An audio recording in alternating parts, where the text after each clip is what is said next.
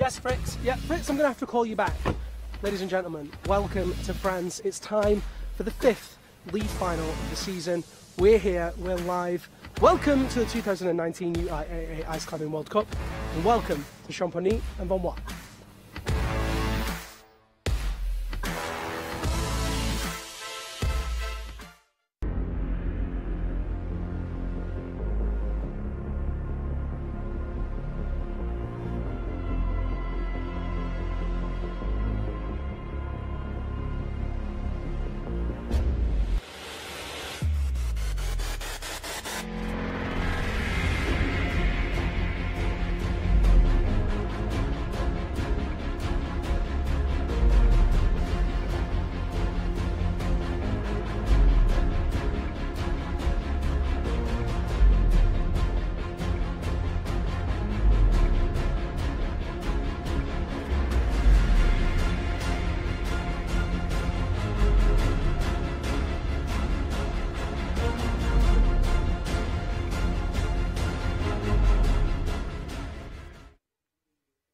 Hello, ladies and gentlemen, and welcome to Champagny. In a few moments' time, the league finals will be getting underway. But before we get underway, we want to show you something that we've been working on for the last couple of days. We caught up with the Ladevant brothers, one of whom is in the finals. Let's take a look at the interview with Le Frère Ladevant.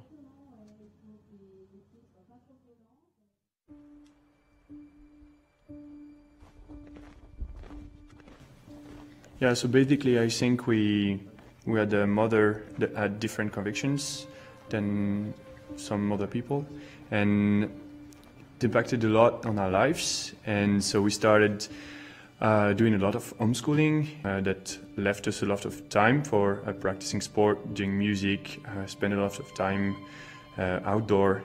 I think it changes a little bit our side of our vision of living our lives. Yeah, I think that makes us learn how to be, out sometimes alone, and just be there and survive, if I can say that.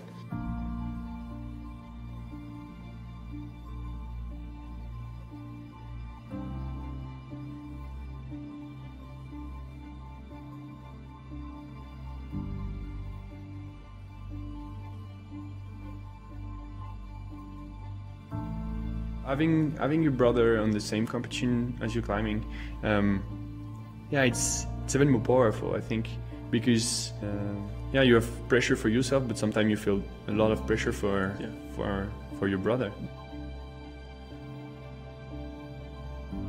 Sometimes when it comes to cheering, it's horrible pressure when he's climbing.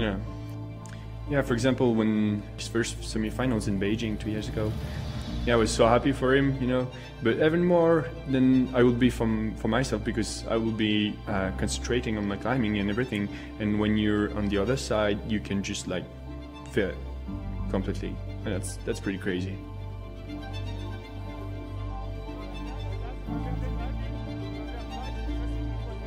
We are really trying to help ourselves to grow up, and I think it's motivation between. Yeah, it's motivation. There is, of course, a bit of rivalry, but I think it's really 100% positive.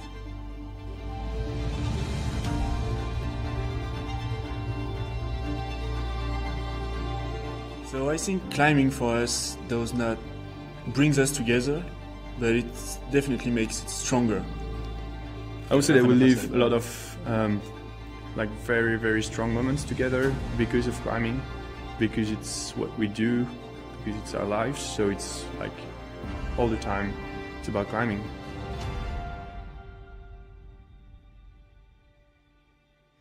And all the time we spend out there, it makes us stronger together, for sure.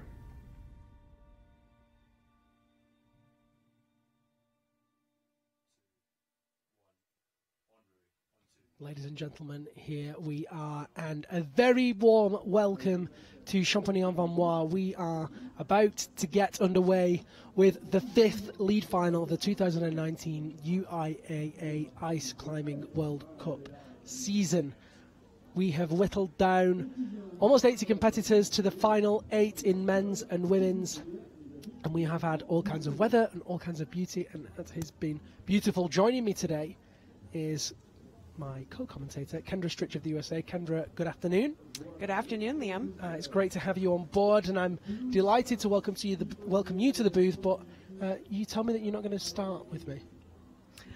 You know, my very close friend, Emer McSwiggan, is out first, and I love cheering her on in person and yelling the time for her. She really likes to have that last-minute call, and I'd really like to go out and do that for her. Well, okay, fine. I'll just have to deal with that, I guess. I'll let you get out there and go and cheer for her. We'll welcome you back after Emer McSwiggan's climbed. Whilst Kendra does that, I'm going to give you guys the start lists. We have 8 men and 8 women. Let's take a look at the men's start list to begin. First athlete out will be Changhyun Lee of Korea. He'll be followed by Dmitry Gorbenikov of Russia. Alexei Marshallov will be next from Russia. Mohammad Reza Safdarian follows him from Iran. Nikolai Kuzovlev of Russia will follow him. Out 6th will be Hyung Park of Korea. Luna Ladovon, the local boy, will be out 7th for France. And Yannick Glattard, who qualified first yesterday for Switzerland, will be out 8th. In the women's competition, as Kendra just alluded to, Emer McSwiggan of Ireland will be our first climber out. She'll be followed by Han-Nare Song of Korea. Marion Thomas, another local for France, will be out 3rd. Mariam Filipova of Russia 4th. Maria Tolokanina 5th. Yunseon Shin of Korea 6th. Zainab Kobra Musavi 7th for Iran. And Petra Klingler will be out 8th. Our first place qualifier, the athletes competing in reverse order this afternoon. Wherever you are tuning in from, we would love to hear from you here on the broadcast, regardless of where you are watching this. We have lots of people tuning in lots of different channels. Couldn't be easier. You can use the hashtag UIAA Ice Climbing on any of the social media platforms. We will see that. Similarly, you can contact me directly on any of the social media platforms. Just search at Liam Lonsdale. You can send me a direct message with questions, etc., etc. Tag me in your posts. We love to hear from you. Lots of people already getting involved in that chat. So yeah, let's get this thing going. Emer McSwiggan, our first athlete representing Ireland. Qualified in 8th place yesterday. 9 women topped. We had the unfortunate situation where 9 tops happened, but only 8 athletes can go through, and so Enni Bertling just missed out on finals. Speaking of Enni Bertling, one of our regulars and the broadcasters let us know that he's come up with a name for her fan club called the Entourage, which I think is absolute genius. We now have the McSwooners and the Entourage. I think we need to come up with some fan club names for the male athletes as well, but as always, whoever you're cheering for and wherever you're cheering from, we would love to hear from you. Emer McSwiggan now preparing to begin her route.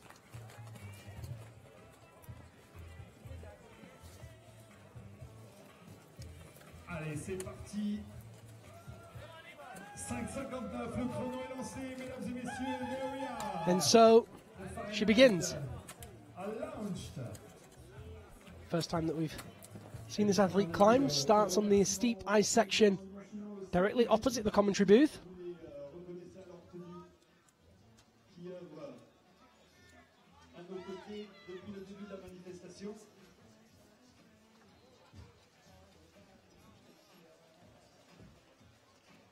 And immediately leaves the ice and now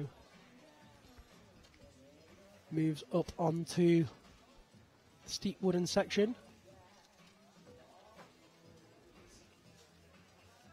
Female athletes have 6 minutes to climb their route. 18 quick draws in total, including the top, much longer than the 10 quick draw route from yesterday's semi-final.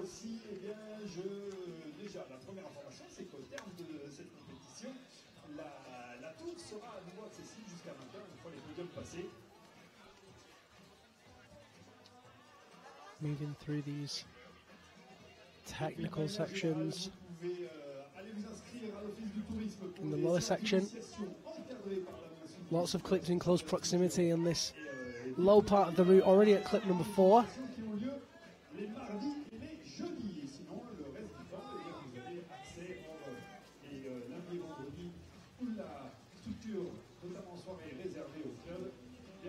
Just looking for the best position on that left hand. Ima currently sits in 4th place in the overall rankings, finished 8th in Korea, 2nd with a silver medal in China, 9th in Switzerland and 4th in Italy.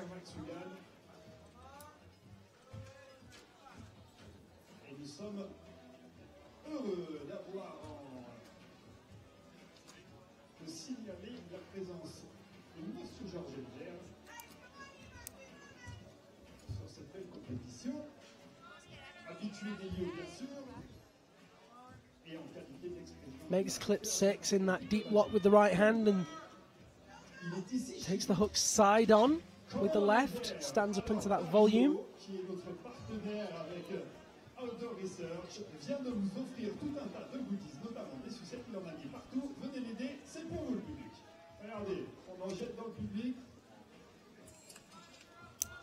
Outdoor Research is offering some candies, ladies and gentlemen. Moves up into the upper parts of this wooden structure, heading towards the next ice section.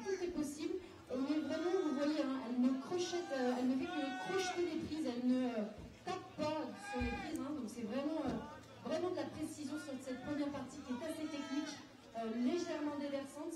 Il ne faut pas faire d'erreur parce que vous allez peut-être le voir, mais ça peut zipper très vite et on peut très vite la chute et ne pardonne pas, il peut très vite. Throws in that figure 4 with the left leg over the right hand to take the next position. Again into that reversed hook with the left hand by clip number 8 she's made. 2 minutes 23 on the clock. Into the Stein with the right hand. Makes clip number 9. That's halfway through the clips now for Ima McSwiggan. Reaches up above her into that hook in the underside of the structure. Just trying to decide whether to go into the middle grip or the high grip. Ima has 2 triggers on that tool there, so gives her a little bit more ability to rest in different points on the tools, or rest her hand rather on different points of the tools. That section there is completely overhanging, completely horizontal. You see the rope around her outside. She now clipped the rope underneath her, which isn't a problem, but needs to be careful of that she doesn't tie herself in knots as 10's made, and she continues moving with 1 minute and 30 seconds now.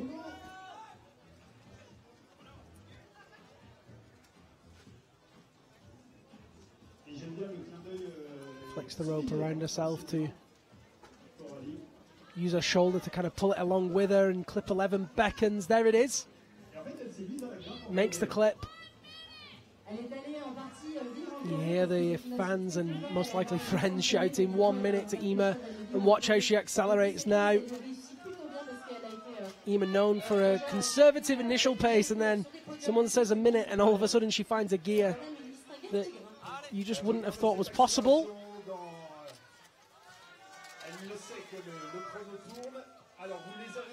Moves quickly around the ice section with 42 seconds on the clock.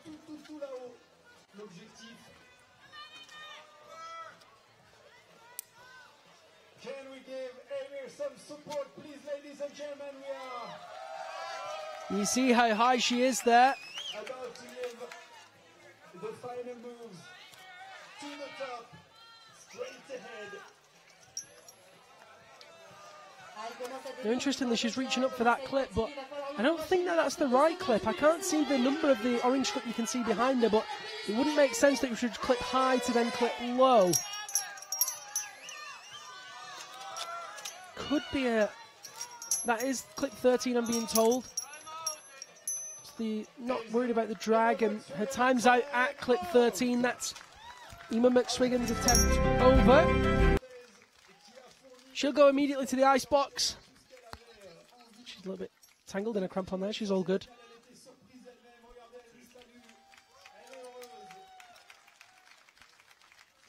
Waves to the crowd. We'll have to wait and see how that compares to the rest of the athletes. But she sits in provisional first place.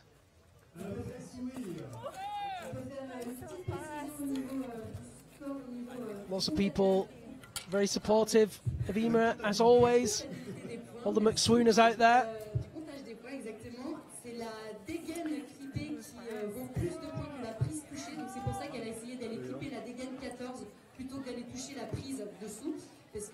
Kendra Stritch about to rejoin me, and we'll see what she thinks of that performance. And our first male athlete begins his route, and it is, of course, Chang Hyun Lee of Korea.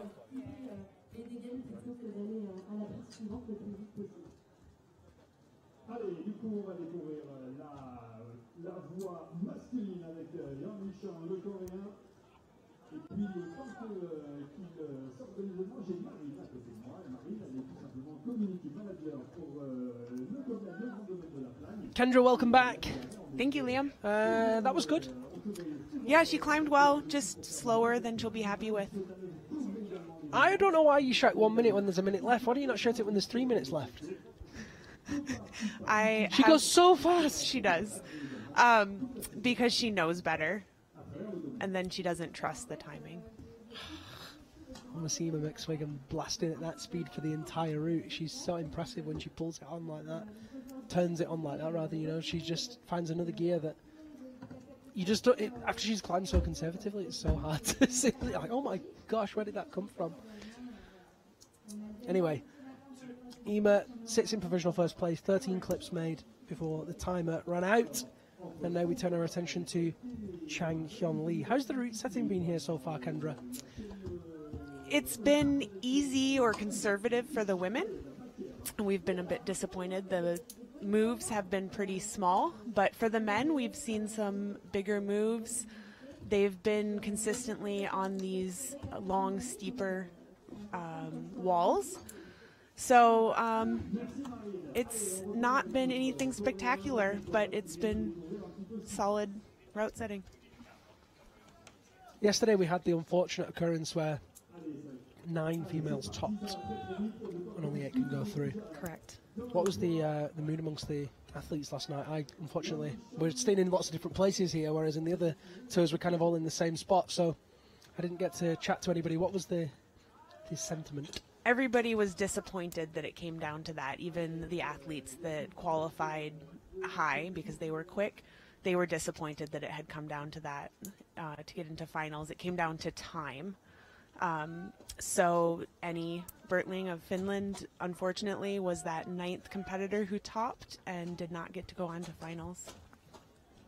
Commiserations to Annie, but I think we have a consolation prize in that we've found a name for a fan club. Really? Entourage.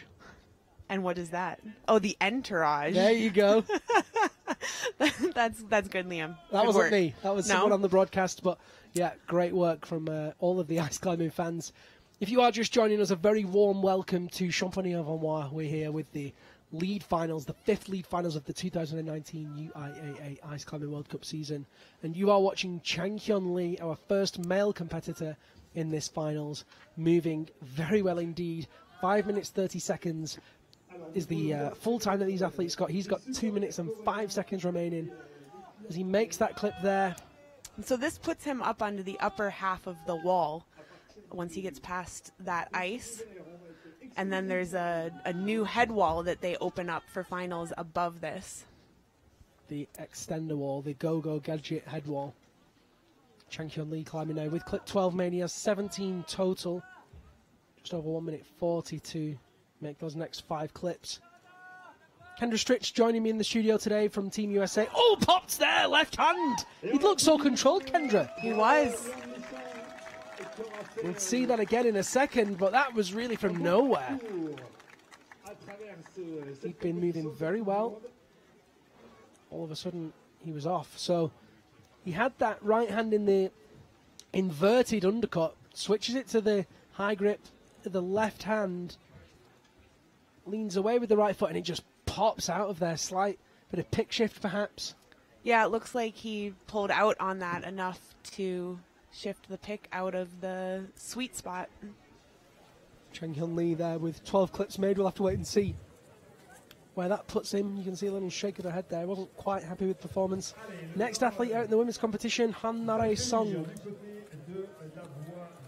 Very peculiar to see her in 7th place qualifying, Kendra. Yeah, well, this is another symptom of, or consequence of it coming down to time in the semifinals. So she was just slightly slower than 6 of the other women, and so it put her down lower than normal. Indeed. Well, there is Han Nare Song. She currently, in the overall rankings, sits in 3rd place behind Won Chun-shin and Maria Tolokanina. She has 221 points.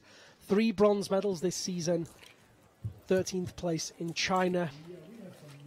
Not quite found that winning form yet. Very rare that Han Nare Song doesn't win a competition in a season. So maybe this is the one. Yeah, she has this one and one more. Well, I was chatting to her the other day and she hadn't registered for Denver. But she's thinking about it. I hope to see her there. I also hope to see her competing in Denver. We'll have to wait and see if that's the case. Reaches up off the high grip on the left hand with the right to that hook and moves past clip number 1. What's this structure like to climb on, Kendra? It's a really fun structure with all of the ice, and the ice is really good and solid this year. So it's very interesting how you can move from the plywood to the ice and back again multiple times on the routes. And they have the different steepnesses also. So it's a pretty versatile structure. It can get a little dark climbing on the inside of it. It's funny because, well, not funny. It's not funny at all, actually. But it's interesting because people that are new to the sport who watch the other competitions often say, this is ice climbing, where's all the ice? And here in Champagny we have all this ice. And the biggest problem with ice is that it's very difficult to make it hard enough to split the competitors. And of course, what we see here is them dropping that time down or making those moves easier and making it more of a sprint. That's kind of the compromise, I guess. And I suppose from a spectator's point of view, it depends whether you like to see powerful, dynamic jumps and, you know, these crazy moves that we've seen in some of the competitions like Salzfein or Rabenstein in Korea, or whether you want to see these kind of sprint sections up the ice if you want ice in your ice climbing World Cup. What's your preference, Kendra?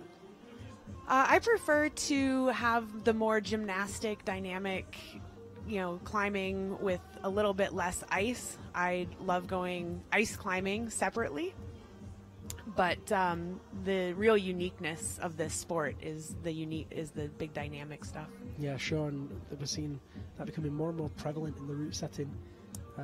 As the seasons advance, Han Nare Song now approaching the upper part of that steep overhanging wooden panel, which turns into a fully horizontal roof.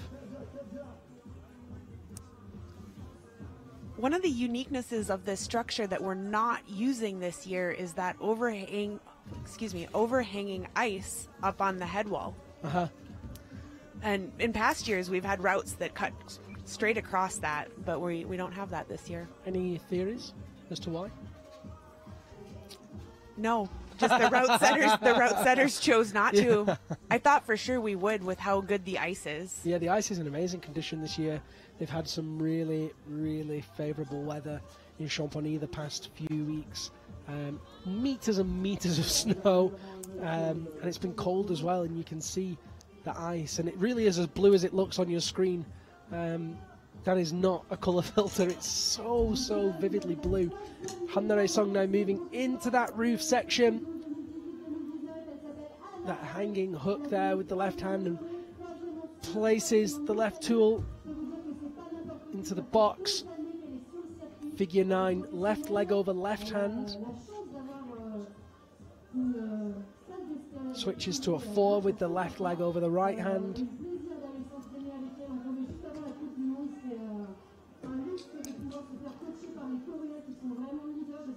Back to the 9 to make clip number 10.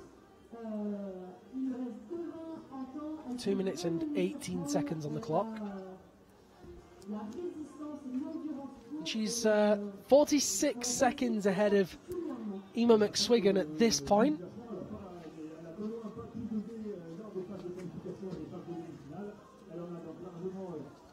You can see from those clip times, those split times, you get a pretty good idea of the difference between each athlete and how quickly they've moved from one point to the next. And she reaches up high, interestingly climbing right up there to clip 12, moving towards 13. Now, Kendra, you were outside watching him, and I'm interested to get your thoughts on this next clip. It appears that they're clipping it up to clip down and then go back up again. Is that exactly how it is, or is that a perspective illusion? No, that's how it is. Is that not going to put a lot of drag in the system? I believe it will. I think there's already quite a bit of drag at this section. Okay, well, we'll see how that evolves for the athletes. She reaches, a little foot pop there, but strong in the tools. That right hand wasn't going anywhere in the ice, and the left hand in the good hook position to make clip 14 with a minute remaining.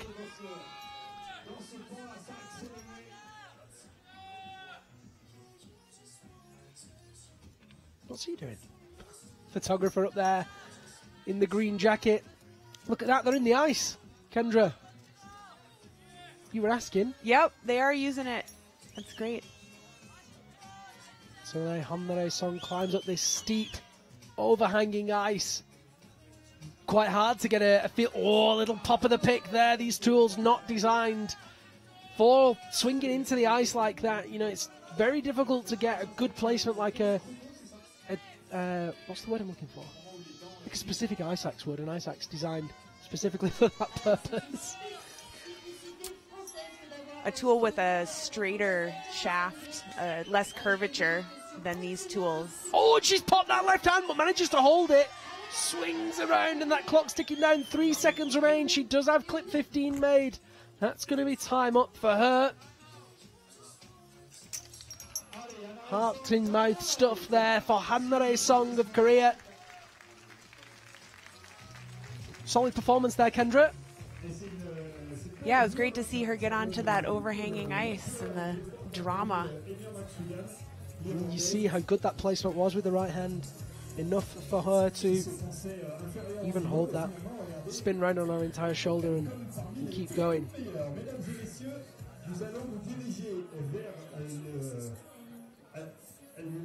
Next athlete out, Dmitry Gobenikov, the Siberian Bear. I know a lot of you were disappointed not to catch his performance yesterday. You'll get the whole thing today, do not worry about that. Davai Dmitry. Such a unique competitor, Dmitry, Kendra. His height, his weight, his build. And he's a unique character on the tour, too. This is true. He's very, very friendly. He's a gentle giant. He is. Although, you do know if he gives you a high five or a slap on the back, that as gentle as he tries to be, still knocks the wind out of you. Yeah, you have to get a good stance. You certainly do. 85 kilos, 6'5". I know I'm moving between metric and imperial, but this is what I've been told. He's really tall and he's a big lad. Shoulders wider than 5 men as he moves up into that next section towards clip number 3.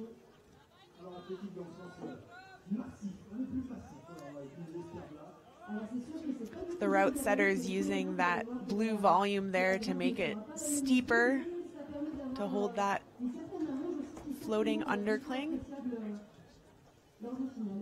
Floating undercling. That's a lovely turn. Moves up with the left hand to that small screw on. Small edge for the left tool to make. Oh, just fumbles clip number 4. There it is. Just to recap, the men have 5 minutes and 30 seconds, 17 quick draws.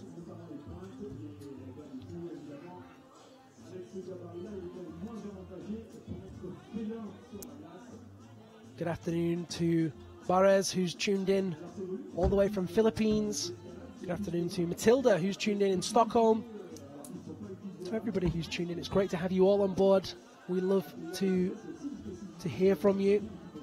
Remember, you can contact us using that hashtag UIAA Ice Climbing, whether you have questions, comments, maybe you want to tell us who you think is going to win, whatever it is, get it on the social media channels. We'd love to hear from you. You can contact me directly as well on @Liam Lonsdale on all of the channels, all of them, every channel. Dmitry Grebennikov now with 3 minutes 24 on the clock, still moving somewhat conservatively in this lower part, Kendra. We had some early pops yesterday. People popped off on this first head wall, and I think the competitors are still wary of these holds. They're very hard to read because of the way that they're painted, and they have just small spots where your tool will go on them. So when we can't read the holds well from the ground, it tends to slow down the competitors as they're climbing. Dmitry Grebennikov 10th in the overall rankings. Placed 6th in Korea, 17th in China, 9th in Italy.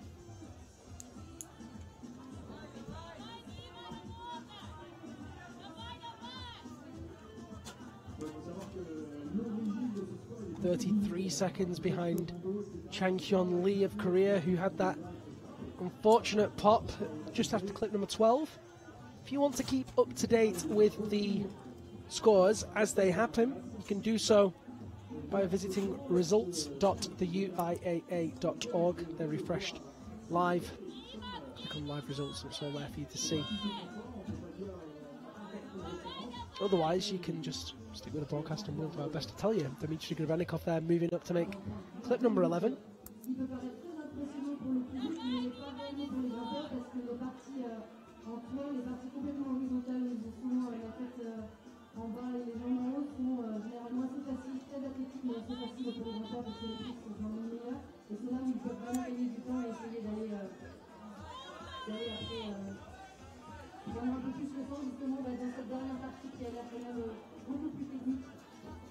Just making his way up that ice, climbing high up the ice there on the left-hand side. Nice tactic. We saw Alexei Marshallov do something similar yesterday. The athletes don't have to use all the holds, and all of the ice is inbound, so he's actually skipping a move to come into that undercling from a higher position.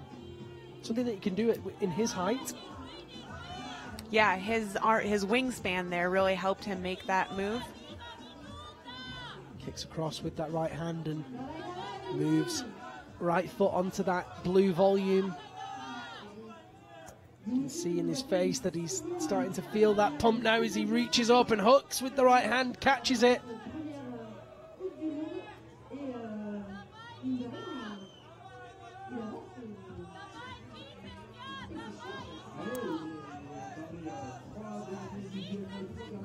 Dmitry Grebennikov moving on that left hand, switches the right leg over the left hand for the figure 4. Still moving well with less than 20 seconds to go. 15 seconds on the clock.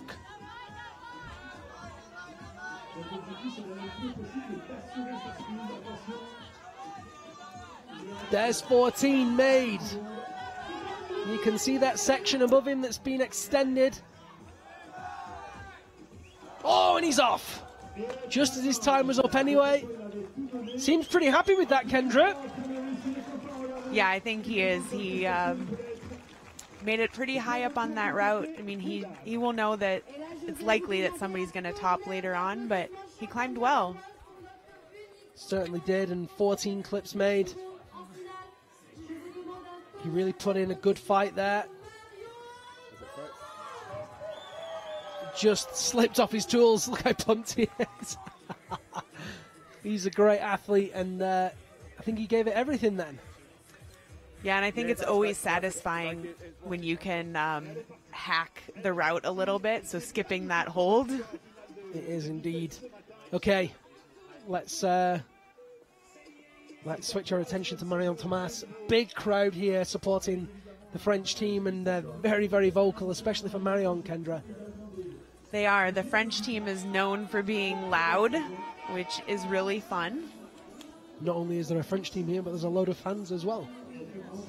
There are, and they had a whole group of school kids out yesterday cheering them on as well. Really brought the cavalry along to support their athletes.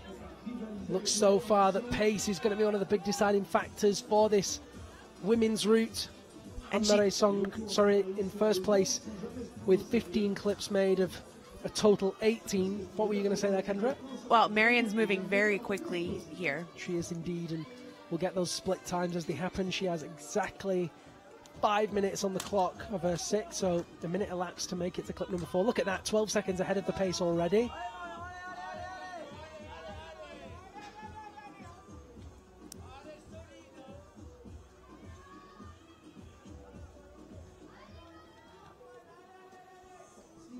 Marion Thomas with that left hand just wraps onto that hold. Makes clip number 5. Slowed down a little bit, needs to find that pace again now.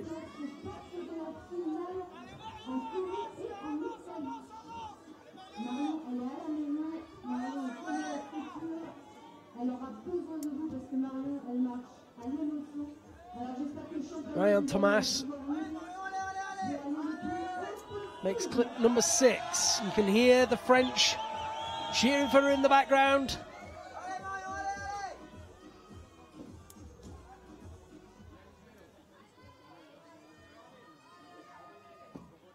If you are enjoying the broadcast, then please do share it with someone that you think might be interested. Very easy to do. Hit that share button wherever you're watching it from, or even you can comment their name in the chat box.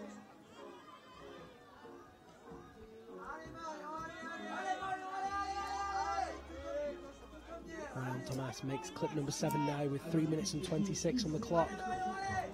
Reaches up with the right hand and approaches that horizontal roof.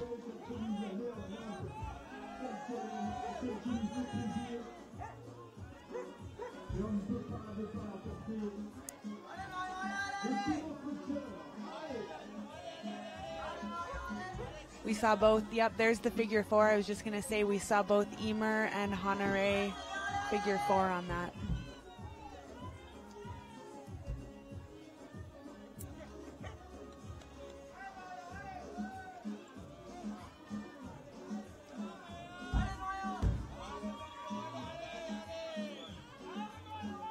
Marion Thomas moving out into that horizontal section and reaches up and gets the clip going. Smart move. Will it waste precious time though? It does.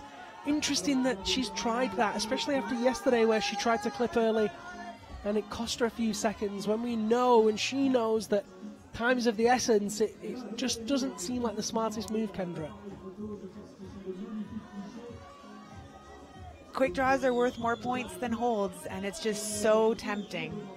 I get that, I totally get that, and I understand the logic, but Marion's going to have some idea that clip number 10 is not going to be a podium placing position. Rushing for that clip doesn't get her anything other than wasting her time. Look, she's 14 seconds behind now after being so far ahead. I agree. She would agree. I'm sure she would. I'm going to tell her after. Definitely one of the crowd favourites. Marion Thomas moves now up into that ice section and definitely needs to find some pace.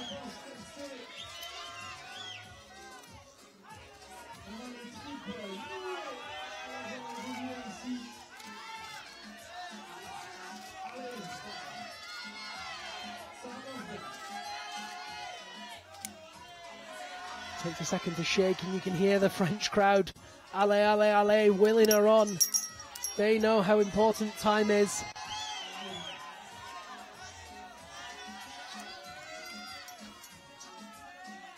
Needs to keep moving now, really doesn't have time to shake.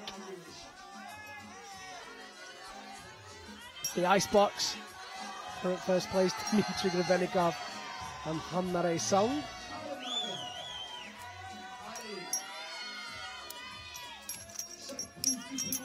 Just starting to look a little bit flustered, Kendra.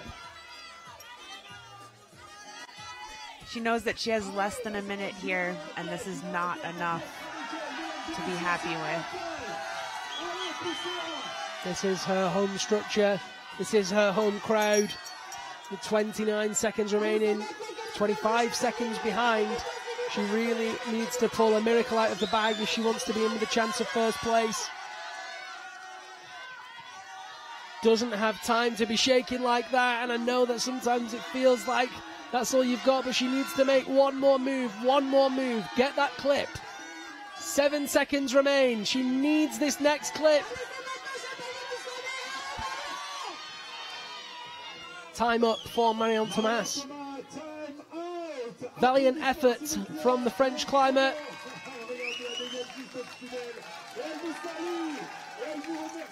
Asks the French crowd for some support. What do we put that down to, Kendra? I really feel like a little bit more experience, and she would have stopped shaking and just moved much, much faster and been aggressive to get to that clip. To have that clip so close and to be shaking in the ice just didn't seem like the smartest idea, without wishing to be too critical. I think she just had a few small experience things that slowed her down. That the hold at the top of the first head wall, she didn't immediately read it and go into a figure four to get up into the undercling, and then trying to make that clip early right above that. Also, just every little bit makes a difference. Yeah, I totally agree. And I don't wish to be too critical, but you know, we can be critical, we can analyse, we can talk about these things. We have the luxury of a screen and action replays in front of us, and yeah, it's nothing that I wouldn't say to Marion either. And it's really great actually to be so deeply involved with the community and to be able to have these chats after every comp. Pretty much I always say, you know, what happened or how do you feel, and we get some really in-depth feedback. So yeah, great effort from Marion Thomas. Isn't enough to see her into first place provisionally. That will see her into third place provisionally. Sorry, no, you have to excuse me. Second place provisionally, ahead of Emma McSwiggan. Next athlete out. Yesterday he was wearing a head torch. Today it's not necessary. Alexei Marshallov of Russia. He was my favorite climb of the semifinals yesterday. I'm so happy that I was out early and I got to watch him, because he just skipped the whole roof by going out onto the ice that was inbounds, and it was genius. It was very, very smart climbing from Alexei Marshallov. I was very impressed, and especially when I watched back the replay, because during the actual climb itself, we were somewhat distracted having two athletes on the wall at once, and you know, there's so much going on during those semi-finals, it's easy to miss things, but he really, really excelled in that semi-final yesterday. And if you didn't catch it, don't worry, you can see the replay on YouTube on the UIAA channel. That's up there forever and ever. So yeah, you can always watch that semi-final back and find Alexei Marshallov's amazing effort. Places his left tool, matches in to take it with a high grip with the left hand on that very small edge into the floating undercling. Moves up with the right hand. We've not seen him at many rounds this season. Alexei Marshallov currently sits even outside of the top 20, I think. Let me just check that. No, just inside the top 20. He's 19th, finished 9th in Switzerland and 16th in Italy.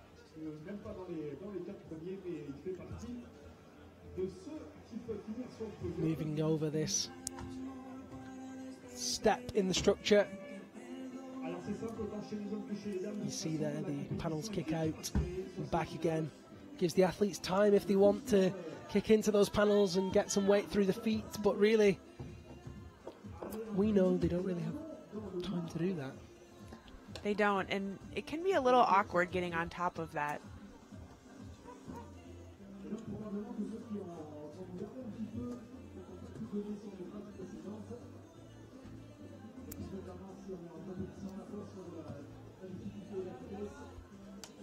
And that small edge with the left hand reaches up with the right, just behind the pace set by Chen Hyun Lee.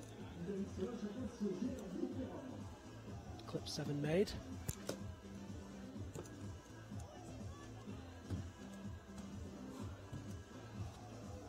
into the Stein.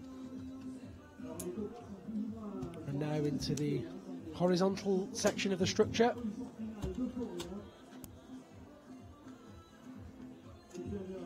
Again, climbing onto that ice and cutting loose on the right hand to kick in underneath into the box.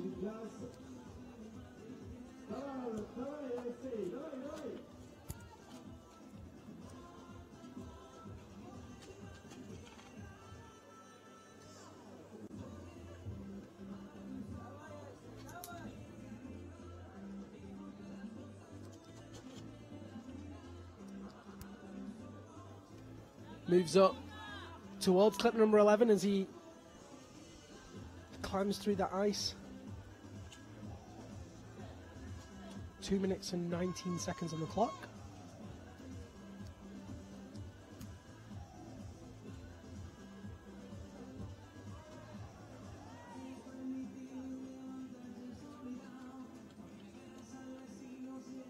There's clip 12.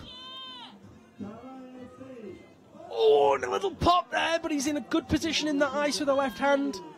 He went to skip that move, and that gives you an idea of the difference of size of Grebennikov and Marshallov. Grebennikov reached into that very easily, but Marshallov a little bit of trouble. Makes it work for him eventually, and comes into the high grip with the left hand where Chang Hyun Lee fell. Oh, and he's off! We'll see that on the replay, but it looked like he didn't quite get the position with the right tool and then lost tension with the left. Very steep part of the wall, that Petra. I know I said Petra, but I meant Kendra. It's the same word, but for 2-3 letters. You're right. It's the same, but different. I must have been reading Petra's name on my sheet. It's all good. I'll take it if I can get a little bit of her climbing. You've both been in the commentary booth with me this season, so I'm just owning it. At least I didn't call you John. Agreed. Alexei Marshallov finishes his attempt at this finals route just past clip number 12. That left pick popping out, not able to hold the swing. And our next athlete, our first Russian athlete in the women's competition, is Mariam Filipova. Just to remind you, all 8 of these female athletes topped the route yesterday, the order coming down to time.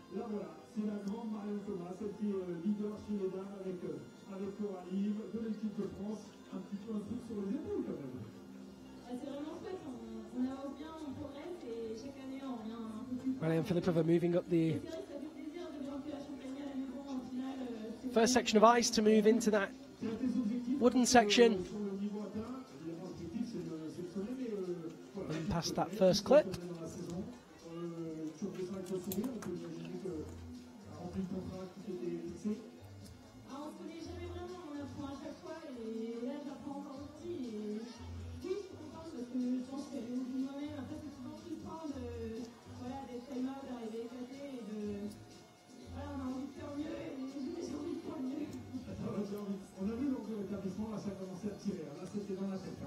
Moves nicely through that lower section. Looks a little bit tense. Interesting that there was a small pop there. The shoulders were really, really elevated then, and you can tell how relaxed the climber is often by their shoulder position. That raised shoulder isn't a strong position either. Several years ago now, I was going to say not that long ago, but now I think about it, several years ago, I did some unofficial research into shoulder position after one of my climbing partners had a very bad shoulder injury. And one of the things that I really noticed was when the shoulder is up and forward, it's very prone and very weak. And if you watch the strongest ice climbers, and as well with sport climbing, the shoulders that are down and back are much more powerful, much more stable, and they're able to pull in these very difficult positions. So when we see those shoulders raised, and I'll try and point it out to you again in a second, when we see them raised, it's kind of a danger sign. You know, it's more prone to injury, but it's also a weaker position just in general terms of the move. Mariam Filipova seems to be regaining that relaxed state now as she moves higher up the route. Makes clip 6. .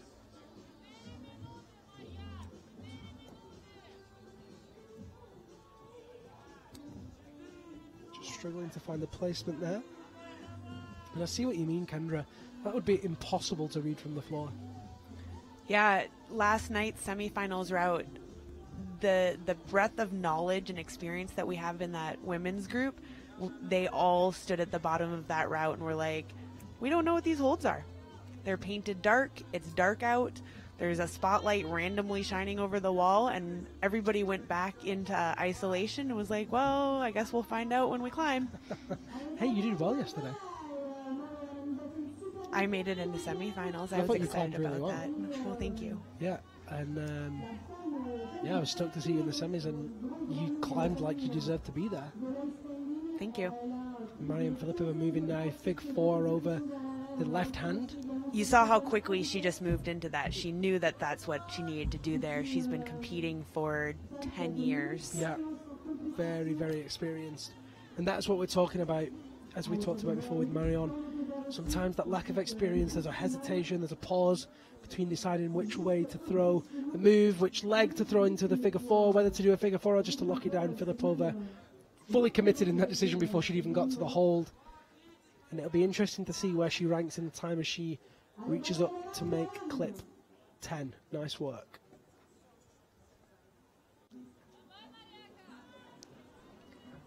A lot of these athletes make those clips look very easy to clip, but those long swinging draws can actually be quite difficult to get in your hand and get clipped. Yeah, for sure. Again, it comes down to experience, and you see places the finger inside the draw to secure it and then push the rope into it. Filipova now with the clip 10 was 10 seconds ahead. We'll get the next split in a few seconds. There, 6 seconds ahead of Hanare Song.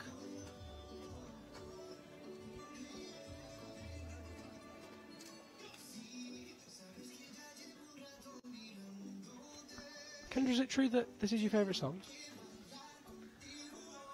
No. I was wondering if you'd play along then. Obviously not. I don't call the Kendra No Sense of Humour strict for nothing. Just play. I'm just worried there that Kendra's about to punch me while we're commentating. Mariam Filipova now with 1 minute 20 on the clock. Makes clip number 12 and advances up that ice section.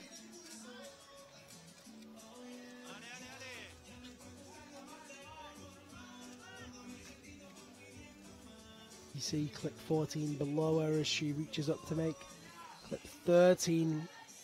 As you said, the leg there to keep that slack out. Reaches right into the left side of the ice, places that good solid hook with the left hand. You reckon it'd be possible to span all the way across to the ice on the other side there, Kendra? Hard to say. I mean, for Dimitri, yes. I'm just wondering if any of the competitors ever... Oh no, she's off! I was not expecting that. But she was also pulling the rope and not getting slack, so I don't know what was going on there. Let's take a look at that replay. Let's see the tool. So she's in a solid position. And that's a definite pop with the left hand. Let's see if we can see it from another angle.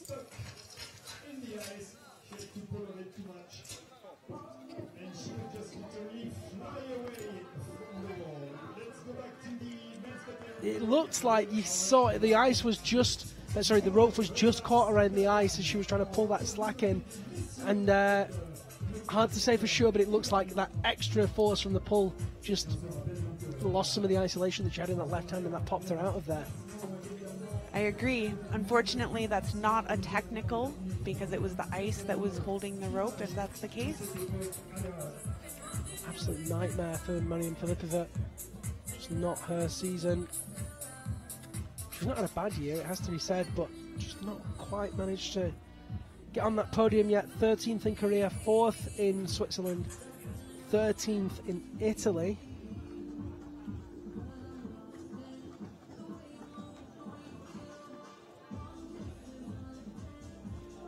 Let's take a look at the provisional rankings as Mohamed Reza Safdarian begins his climb. I can give you those rankings now. In the women's competition, Ima McSwiggan is 4th, Mariam Filipova 3rd, Marion Thomas 2nd, Hanare Song still in first, and as Mohammad Reza Safdarian begins his route and climbs up into that, looks like he's got a Stein there actually, Kendra. He does, but I think he's going to have to turn that. Yep, there goes Yeah, floating. into the floating undercling. The men's results at the moment: third place is Chang Hyun Lee, second place Alexei Marshallov, first place Dmitry Grebennikov, with our fourth athlete Mohammad Reza Safdarian making his way. 5 minutes 30 seconds on the clock for the beginning. He's already just under a minute. 4 minutes 31 exactly remaining. 17 quick draws total on this route as he moves past 5 onwards towards clip number 6. Of course, Mohammad Reza Safdarian was the first Iranian athlete to ever take a medal in a ice climbing competition for an Iranian athlete. It was the bronze medal in South Spain 2018, and then the following weekend in Ravenstein he took the first ever gold medal for an Iranian athlete, which was an amazing achievement.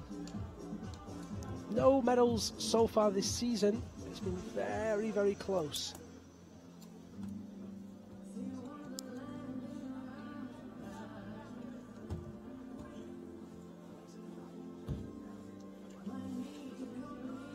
Reaches out behind him to make clip number 8.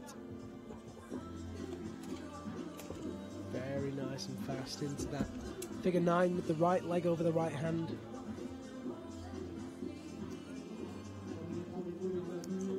Slightly ahead of the pace so far, which is what we would expect from Mohammad Reza Safdarian. Very quick athlete, makes clip number 9.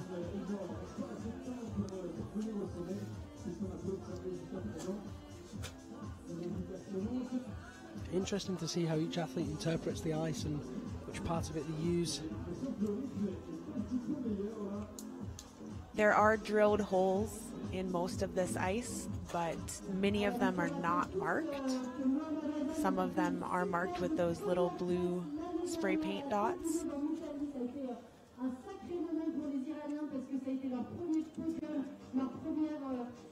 Climbs higher into that ice on the left-hand side of the structure now.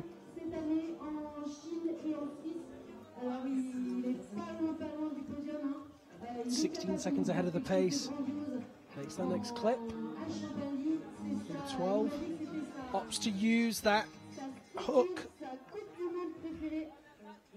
Unlike the Russians who continued at the ice, reaches into that powerful undercling move.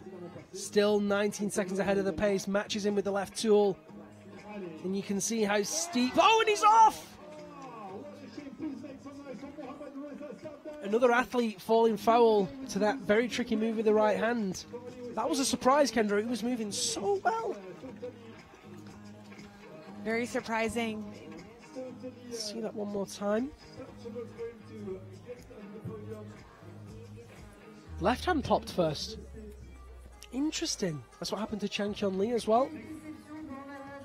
Wow. Let's watch it again one more time. Really nice close angle there. Great work, Mr. Cameraman.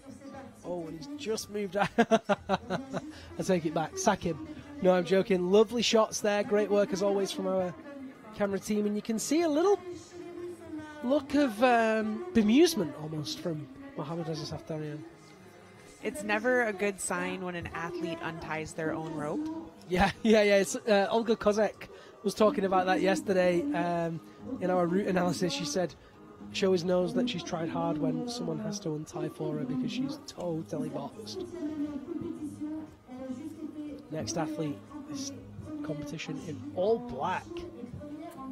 Maria Tolkanina,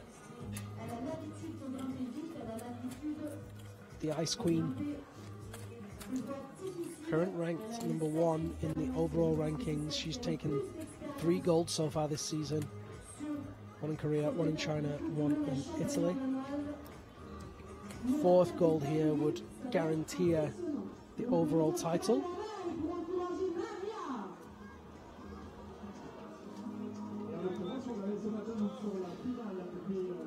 Maria Tolkanina, our 5th athlete in the women's competition. Still to climb, Yun Seon Shin, Zainab Kobra Musavi, and Petra Klingler.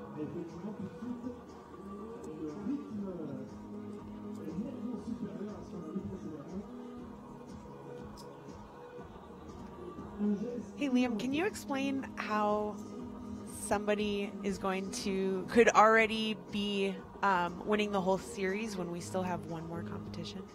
Yeah. You get 100 points for a win. And Maria has won 3 rounds. She has 100 points. And Wen Shin has 284 points. She's 60 points behind them. And, oh no, Wen Shin's in the final. Okay, let me do the maths quickly. If she wins here, that puts her on 440 points. Wen Shin, if she comes, says she comes 8th at the worst possible result, which would give her 40 points. That would put Wen Shin in 320. And if she won, she'd be on 420, then she'd win. So she could win. She's not guaranteed. I'll have to take it back. Except one of them gets dropped. Oh yeah, one result gets dropped. Oh yeah, so she'll have 400 points if she wins here. 500 points if she wins in the USA. I don't even know. Nobody knows what it means. No, I think you're right. I think that she would secure first place if she wins here. Yeah. Because she'll have 4 first place. Yeah, and it's impossible to 5 competitions will count towards your overall score. Exactly. And so nobody else will be able to win 4. And Wen Shin, who's her closest competitor, has a second, a first, a second, and a 14th, which massively reduces her points potential. Even if she drops that 14th position and wins the next one, she wouldn't have enough points. I knew there was logic in what I was saying. It made me nervous then, Kendra. I was panicking. Sorry. And maths isn't my strong point. It really isn't. I got an A in maths at school. I worked really, really hard for it. And I'm absolutely terrible at it. 35 seconds ahead of the pace, I can tell you that much. I don't need to be Einstein to see that. 35, he wasn't even a mathematician. 35 seconds ahead of the pace. Maria Tolokanina now into that roof. Moves up to the next hold below clip number 10. And throws the right leg over the left hand for that figure 4 position. There's clip 10.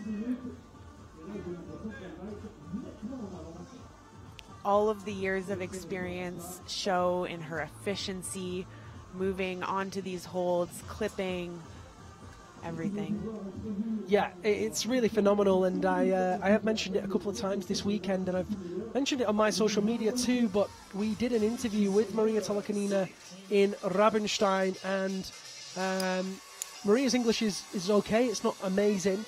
So we did the interview in Russian, and we didn't really know what she was saying, but I just had a really good feeling that the translation was going to come out brilliantly. And the interview is by far one of the best we've ever done. I do encourage you to head over to the UIAA YouTube channel and watch that Maria Tolokanina video. It's really beautiful and gives you an insight into one of the sport's true great athletes. Maria Tolokanina now with 2 minutes and 5 seconds on the clock, moving leftwards into that ice position. Clip 14 beckoning. Reaches down, look at that, Kendra, 46 seconds ahead of the pace. This is the pace she needs to be on and keep up to make it to the top. Reaches up with the left hand into the ice, and this is the steepest ice section on the route now. Need to ask somebody to turn the big light on. It's getting quite dark out there. It's not quite as dark as it appears on your screen, I have to say, but it's not blazing sunshine. Maria Tolokanina now makes clip 15, continues through this ice section. 1 minute and 6 seconds faster than Hanna Song making that clip. Stands to reason as Hanna Song ran out of time there.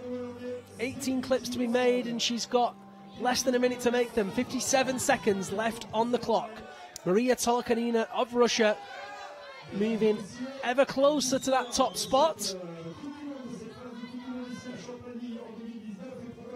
Up onto the corner of that Entreprise volume.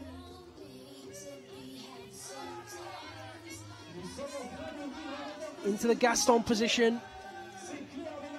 Makes clip number 16. 30 seconds remain. Kendra, I don't want to call it, but that's a lot to ask even of Maria Tolokanina.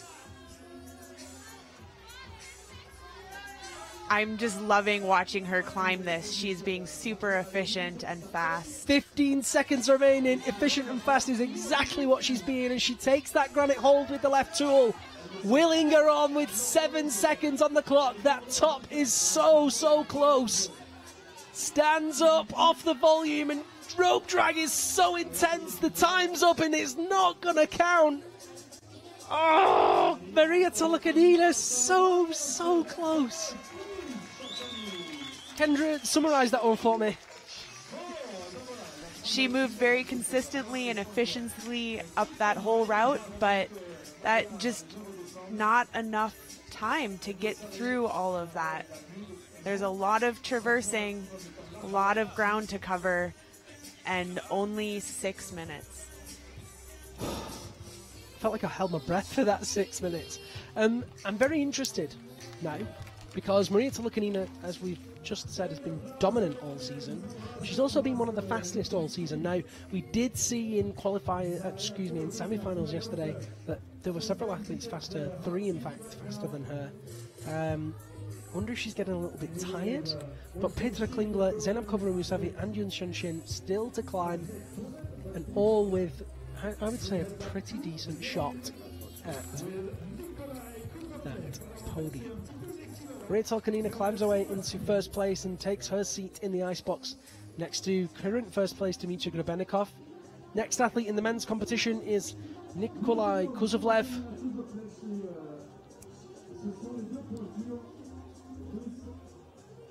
Nikolai Kuzovlev, another Russian that's been dominant this season. Makes Maria Tolokanina's record look bad. 3 gold medals and 1 silver medal, 380 points. A win here would definitely put him into an unassailable lead, a lead there even Hyung Park, who's current second place, wouldn't be able to catch up. Yeah, he's way ahead of the pack.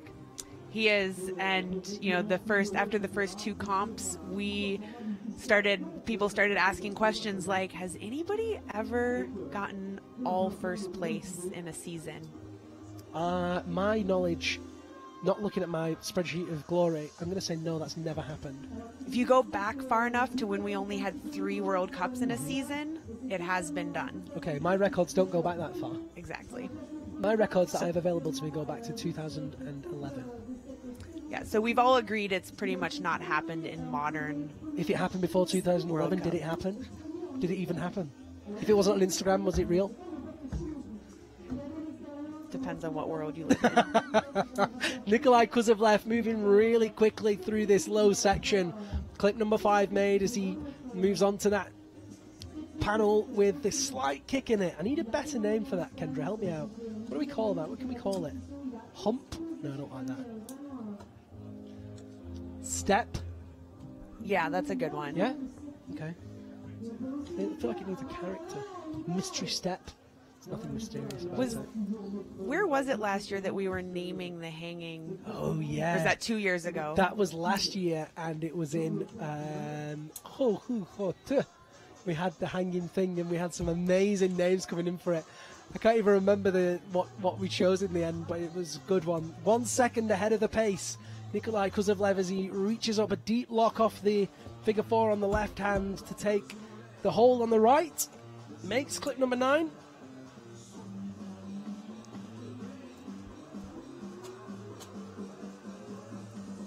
.11 seconds ahead of the pace.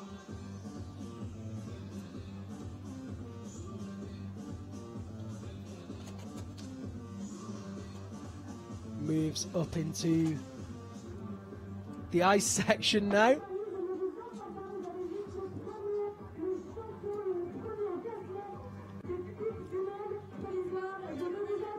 Next clip number 11. Let's see what he does with this move. He does opt for that higher position.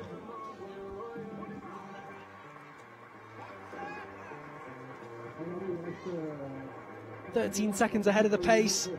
Reaches under into that very powerful undercut move. It's caught a few climbers out.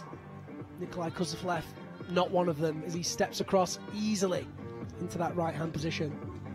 So he took that hold on the right? He did.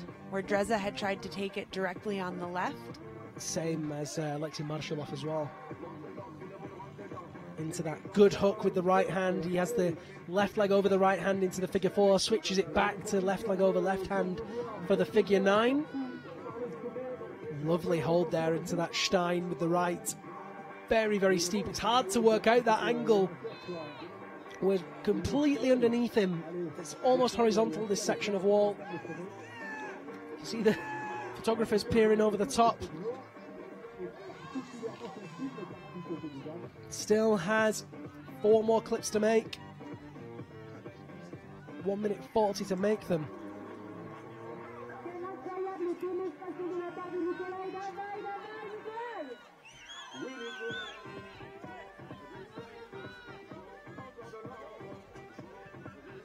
One minute 28 seconds ahead of the pace.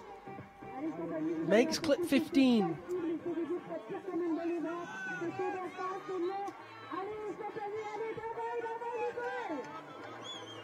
One minute 10 seconds on the clock as he reaches out with the left hand, misses it first time.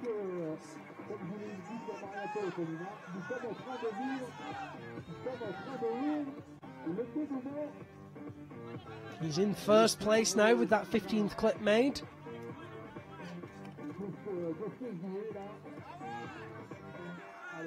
Cuts loose and kicks in hard as he centers his body below that hold. Switches the right hand into the high grip. Figure 4 over the right hand, and he's got 35 seconds remaining. Again, this is a lot to ask. 30 seconds left. Will he make clip 18? Into that very powerful undercling position. A lot of tension required. 17 seconds left. Still only got clip 15 made. 10 seconds on the clock. There's clip 16. 5 seconds remain. Oh, and he catches the top hold and misses it. He goes flying. Tool goes flying. He was extraordinarily close. No top for Nikolai Kuzovlev, who threw everything he had. Everything he had at that one. Now, I need to check my information because I have it here that there's 18 clips for the men. But it's actually 17. Yeah, so no problem. 17 clips for the men. He was 1 before the top. Good. Yeah, glad we got that cleared up. He is in provisional first place. And again, I think it's going to come down to the top for the speed. I think there's one man that's definitely capable of doing it. I'm looking at the names on the list remaining to climb. Hyung Park, Luna Ladavant, and Yannick Glattard, the Korean Ice King, French Boy Wonder, and Swiss Air. I'll leave it to you guys at home to work out which you think is going to be the athlete that is able to top in the fastest time. Maybe you might want to comment on which you think it is. Yuncheon Shin tying in to her route. Shall we take a quick look at the results so far? I can tell you that in the men's competition, 5th place is Chang Hyun Lee of Korea. Well, let's do the women's first. 5th place is Ima McSwiggan of Ireland. 4th place, Mariam Filipova of Russia. 3rd place, Marion Thomas of France. 2nd place, Han-Nae Song of Korea. And 1st place is Maria Tolokanina of Russia. In the men's competition, 5th place is Chang Hyun Lee of Korea. 4th place is Mohammad Reza Safdarian of Iran. 3rd place, Alexei Marshallov of Russia. 2nd place, Dmitry Govenikov of Russia.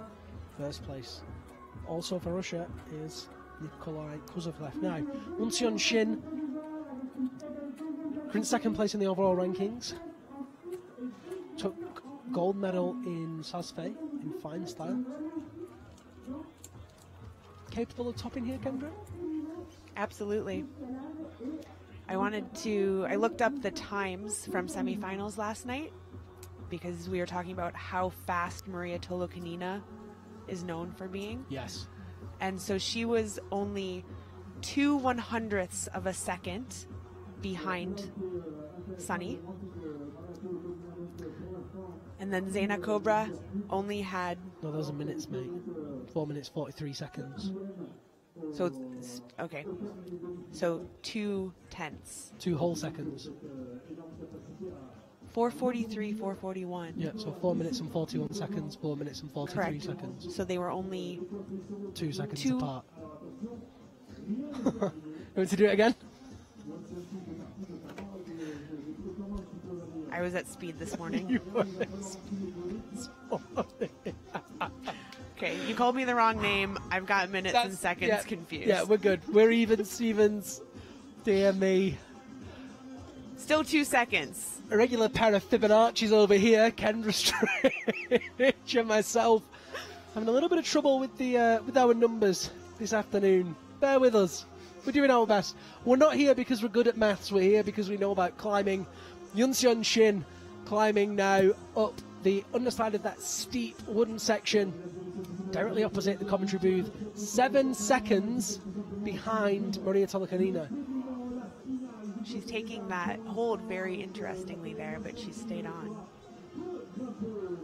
Another climber dressed in all black.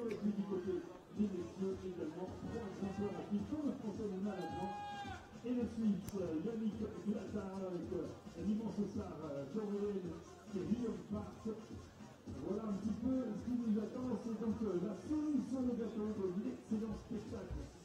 Le cascade de glace que nous vivons ensemble. Depuis maintenant, jeudi soir, la cérémonie d'ouverture. Moves now straight into that figure 4 over the left hand. Inverts the shoulder to take that Stein. Very powerful move for the shoulder, but Yunseon Shin is a phenomenal athlete.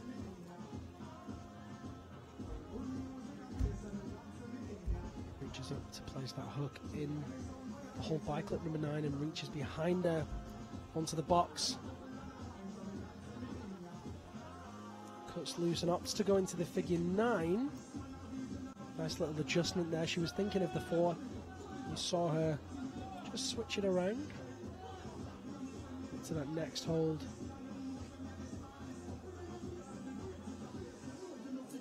Makes clip 10.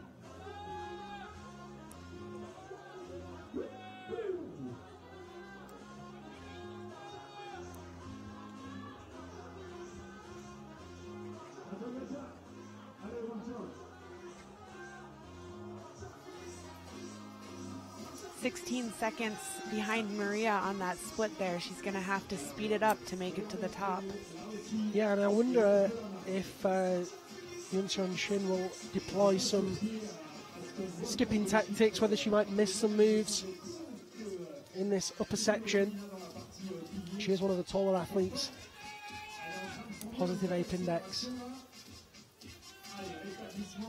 Maybe she'll be the first climber to skip that move in the middle and go straight from the ice into the other side. I think it's definitely possible. Just a foot position intricacy. This is that left tool. Removes it, not quite happy with the position.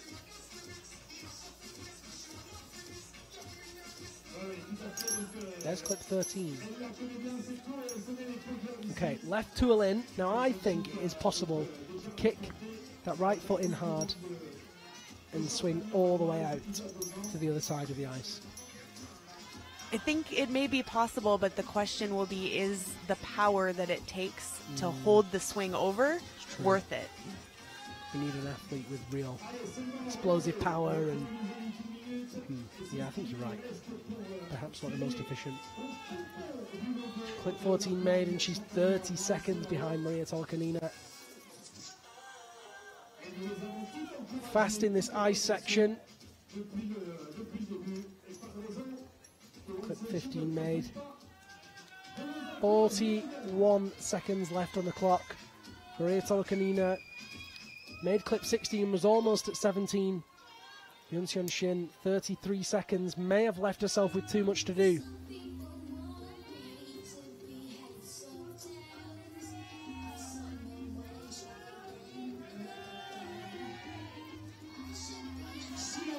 Reaches up with that right hand.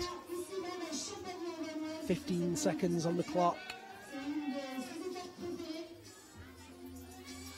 Oh, and doesn't quite make clip 16. So much drag in the system. There it is. 5 seconds left. She's in second place now, behind Maria Tolokanina.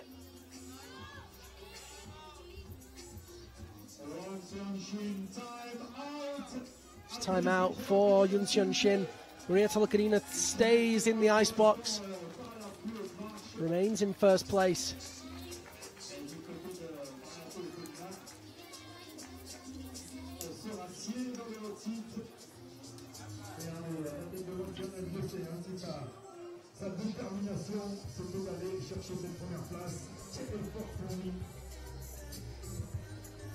Yunseon Shin waiting to find out what her result was, and our next athlete is another Korean. We go to Hyung Park in just a few seconds, but first let's take a look at the replays.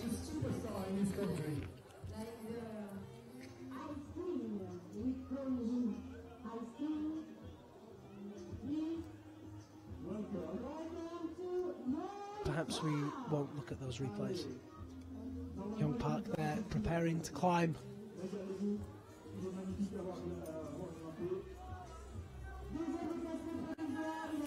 Getting nice and tied in, secured before making his first moves.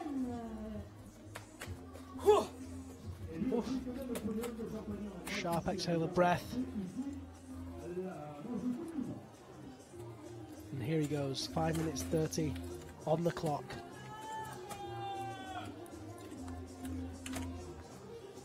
Hyung Park out of the gates very quickly there, Kendra. He's just flying up this. Think we can expect him to keep this pace. Yeah, inclined to agree, and despite him being one of the older athletes, 37 years old I believe he is, he still moves with such aggression, such athleticism. Moving up towards clip number 4. Wow, look at that already, 11 seconds ahead of the pace set by Chang Hyun Lee.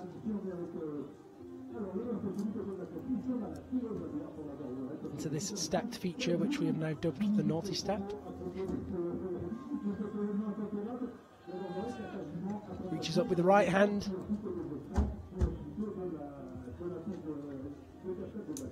Makes that next clip and continues now.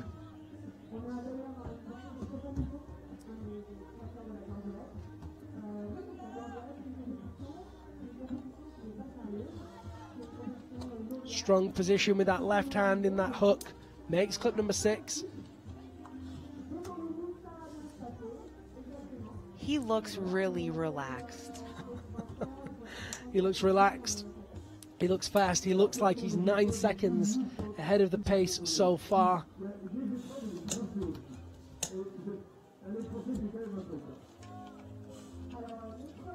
Hyung Park moving exceptionally well through this first part of the route and effortlessly slices through the air to place that right leg over the right hand, left leg over underneath him rather there.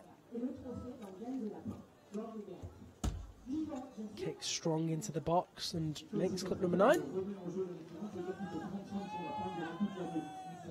Moves into that right hand ice section.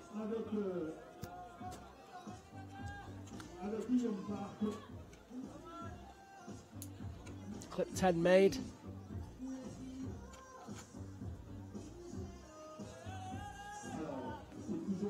Just 1 second ahead of Nikolai Kozlovlev now, with 3 minutes and 3 seconds left on the clock.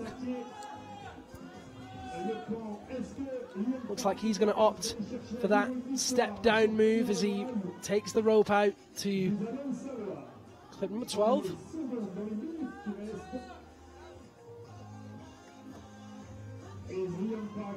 Lots of Korean fans now cheering on the Korean Ice King. Opts to take the edge. Interesting that he'd gone so high to then come back down. 7 seconds ahead of Kozlovlev. Up into that undercling move. Matches in with the left tool in that high grip, which is the position he needs to be in. Look at that, he's gone out with the right hand, so strong in the shoulder, brilliant chest stability, excellent back strength. He's not even going to match in on that hold. Just reaches straight up with the right hand, and he's accelerating now. 2 minutes and 5 seconds on the clock for Hyung Park.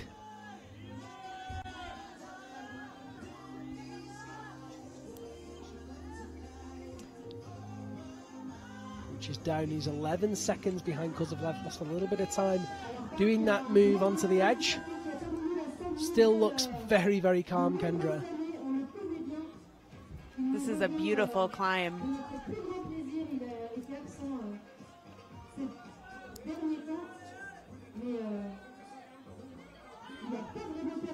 Big reach off that figure four with the left hand and right leg, and he's a second ahead of Kozlovlev again. The two climbers neck and neck really in those splits.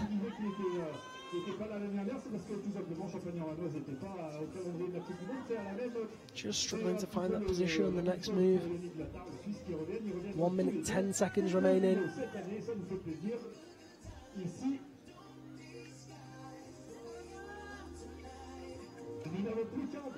Lots of slack in the system now as he reaches up to make clip 15. There it is. 17 clips total for these guys. Less than a minute remaining. Kicks in hard with that right foot and moves that body weight out and left. He needs to take that next hold up on the black volume above him. You can see that as he throws the left leg over the right hand for the figure four.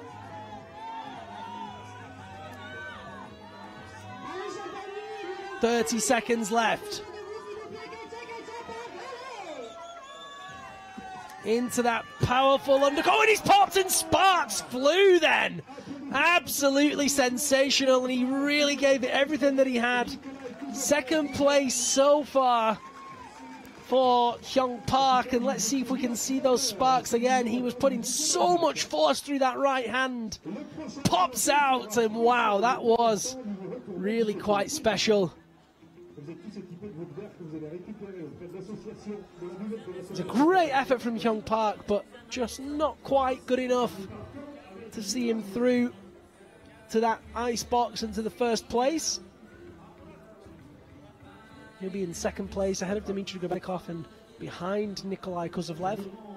Next athlete in the men's competition is Luna Ladovon, but before that we'll have Zainab Cobra Musavi. Great to see her back in the finals.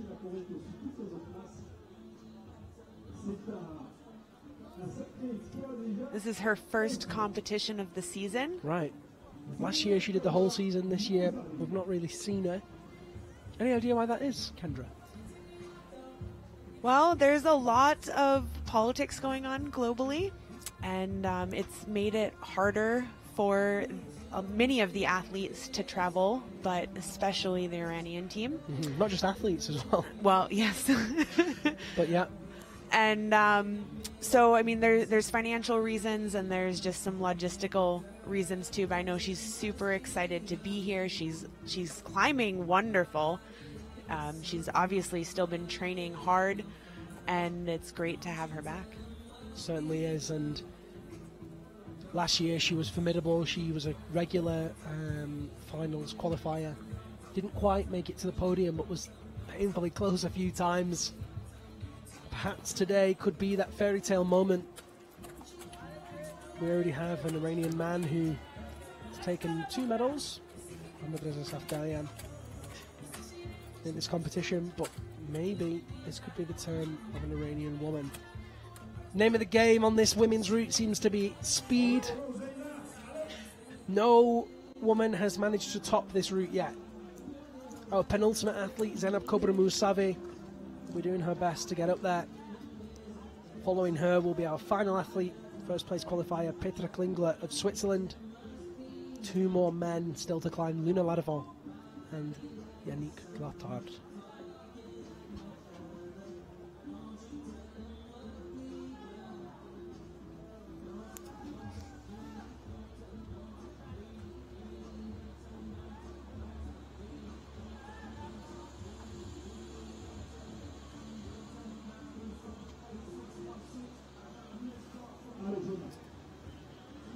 6 minutes start the clock for the athlete. She's already had over a minute, 1 minute, then 10 seconds elapsed for 47 on the clock now.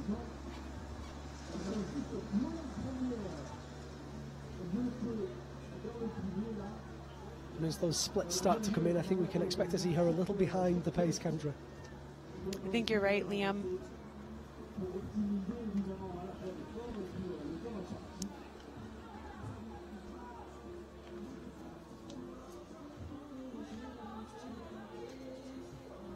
Moving now towards clip number 6, 4 minutes and 15 seconds left on the clock. Yeah, right down there. Somewhere kind of lower middle of the pack.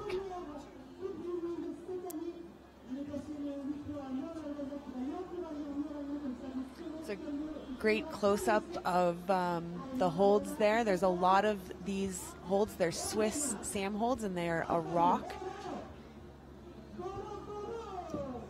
Samuel Clavier, the Swiss climber, making those rock holds from rock found in the river close to Saas-Fee, which really gives them a undesirable amount of friction, or rather undesirable lack of friction would be a better way to put it.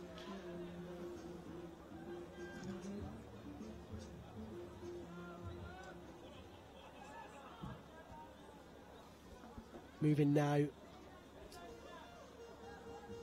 up in towards that steep section.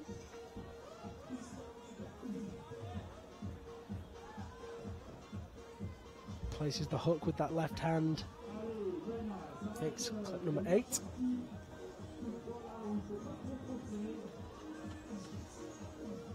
Just under 3 minutes remaining, 2:57 on the clock.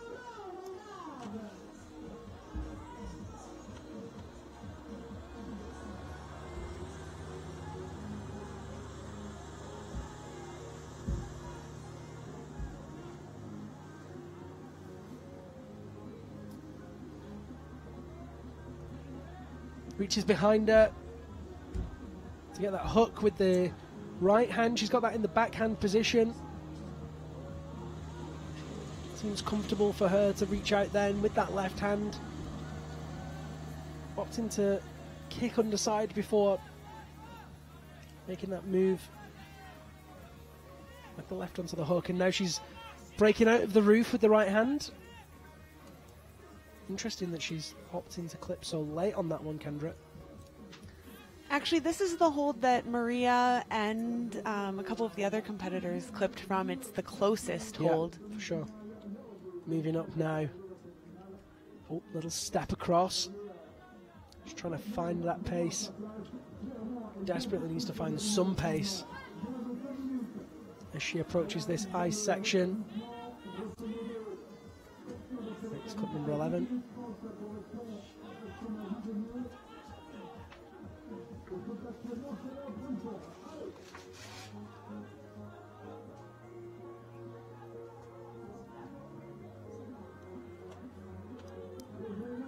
There's clip 12.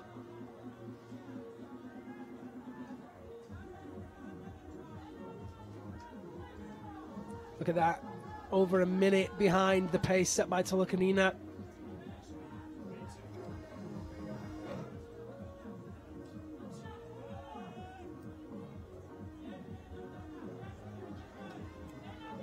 Zainab Kubra-Musavi, the penultimate female athlete. Petra Klingler to follow, and then Luna Ledovon and Yannick Latard. Definitely stick with us for the action as this final unfolds. If you are just joining us, very warm welcome to the men's and women's lead finals, the 5th of the season here in Champagny-en-Valois. You're watching Zainab Kubra-Musavi climbing in the women's final, the penultimate athlete. My name's Liam Lonsdale. I'm joined today by the USA's Kendra Stritch in the commentary booth. It's great to have you on board, and you can, of course, get involved with the broadcast, as always, by using the hashtag UIAA Ice Climbing, or by tagging me directly. Search for @Liam Lonsdale. Zainab Kubra-Musavi now makes it into the ice. And that's her off just as the time was about to run out. Just a little bit pumped, perhaps lacking the season fitness with it being her first comp and her first final of the season. She's going to sit in 7th place ahead of Emma McSwiggan.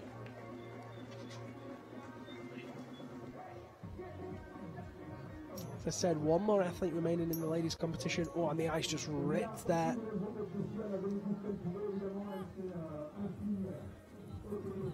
Peter Klingler to climb next. But before that, we will have local climber Luna Ladevant. Very, very strong athlete.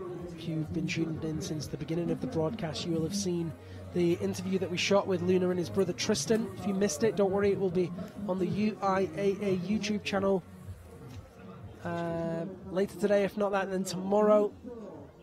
Nice little profile on those guys and their relationship, their competition career so far, and their ambition for the future. Just going to be a very short delay while they retrieve that tool, but hopefully we'll be able to start the men's imminently. There is Luna Ladevant.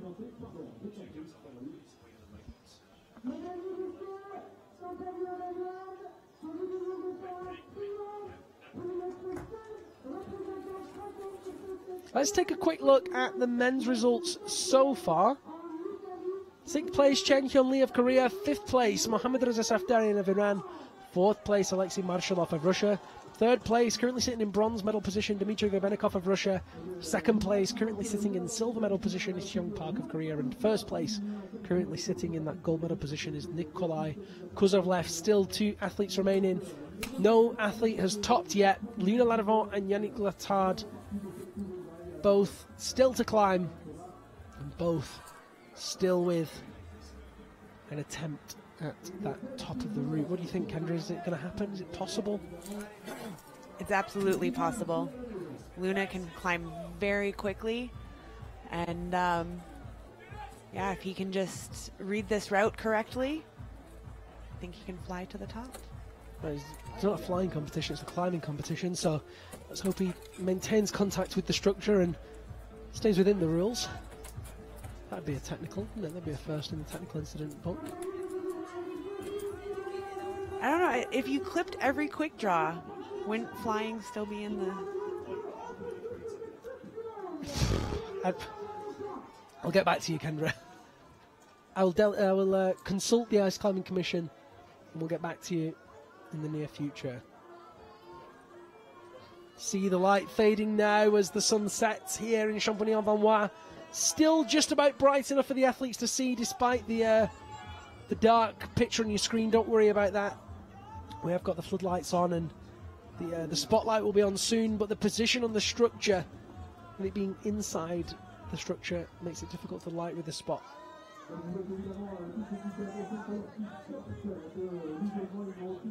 Onto the small pebble below, just above the lip rather, of the naughty step. Decides to use it with his hand. Readjusts the tool, takes it in the high grip with the left hand and makes that clip.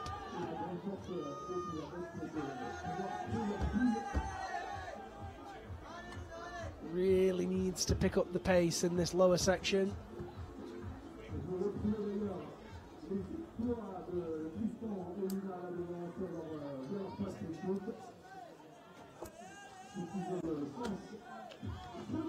Reaches up past the 6th clip towards number 7 and moves aggressively between each of those holds. Just seems to be pausing ever so slightly between each set of moves, though. What we need is a really silky, smooth rhythm, like a rhythmic flow to those moves to enable him to make up that time, and we can see already 23 seconds behind Hyung Park.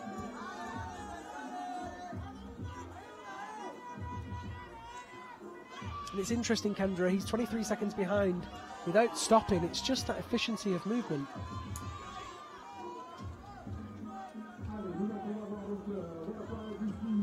It absolutely is, Liam.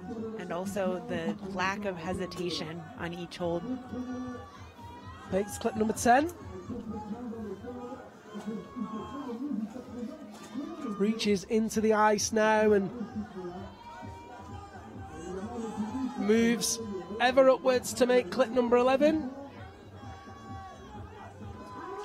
Luna's a taller athlete. Do you think we're going to see him skip the move here? It's a good question. I'm not sure. I'd like to think so. This is his home structure. He's very experienced. He'll know the limitations of the moves and what he can and can't do. But it seems, judging from this clipping position, that he's not going to do that. And it's like he's never climbed here before. Come on, Luna. I mean, these are small mistakes, and perhaps it's nerves, perhaps it's pressure. But he really shouldn't be getting caught up in that position. We expect, you know, the local competitors to know all those little tricks, and you can see the rope drag, the rope not falling back through. Less than 2 minutes remaining, 1:55 on the clock for Luna Ladovon. Hometown crowd is getting loud now, cheering him on. Really cheering him on, and the atmosphere ever increasing as he reaches up with that left hand to the hook with the right. Another big clip there for 13. Misses it first time, and it's these precious seconds wasted. Come on, Luna. These precious seconds wasted that cost places on the podium. Reaches underneath into the Stein. Drops down. Big swing up. Very efficient movement now. Much better from Luna Ladovon. 1 minute and 10 seconds on the clock. Better clipping as well. Number 14 made. Into the figure 4. Left leg over. It's his right leg over his left hand. Misses that move twice, but hits it third time. Needs to keep moving now. 34 seconds behind Kuzovlev in Park.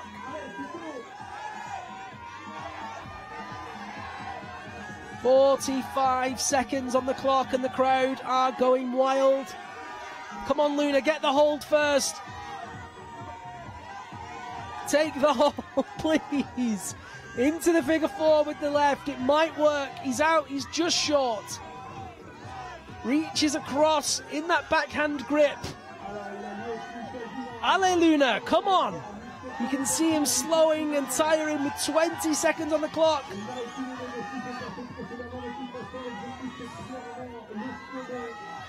Makes clip 15. 10 seconds remaining. Luna Ladovon now. Moving as fast as he can.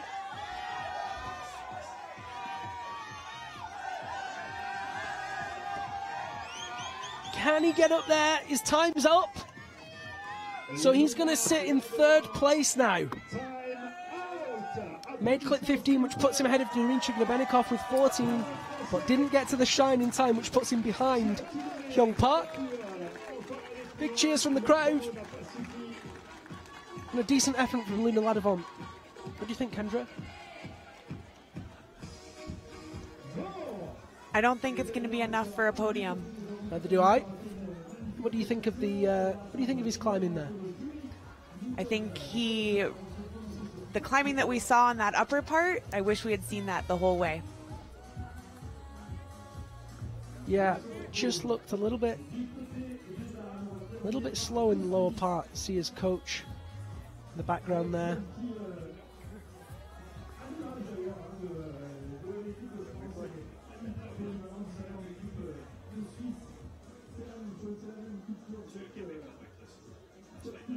Just wasn't quite precise enough when he needed to be. That was that moment, you know, 3 or 4 seconds wasted there, 4 or 5 seconds wasted on that clip.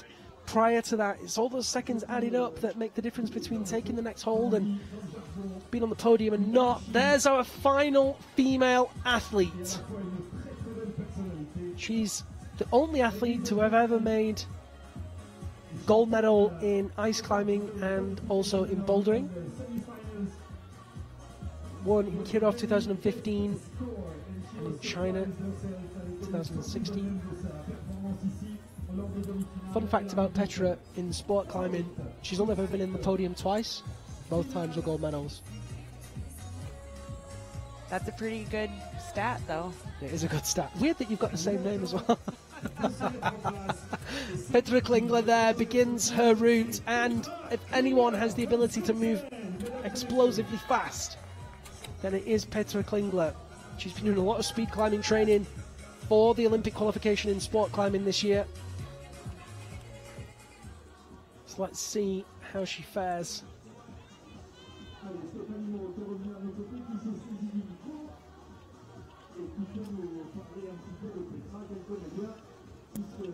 Nice and efficient through this first part of the route.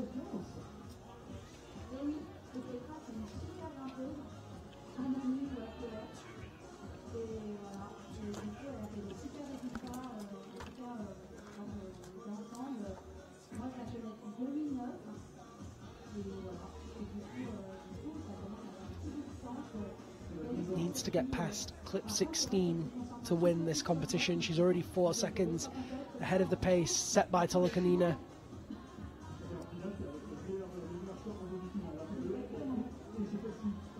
The fact that we've had no tops means that this competition is very exciting indeed. A top would guarantee a win, of course.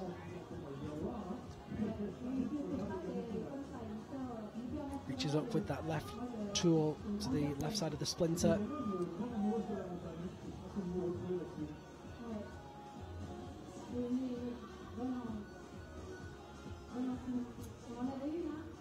There's clip 6. He needs to keep that pace.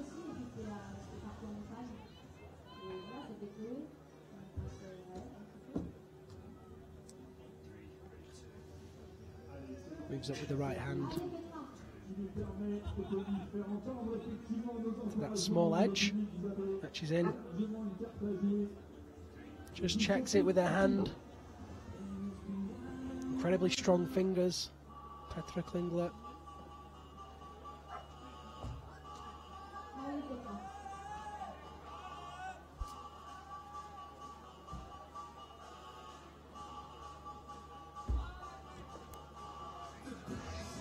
Slipping slightly there in the clip splits. She did move a little bit slower through that section.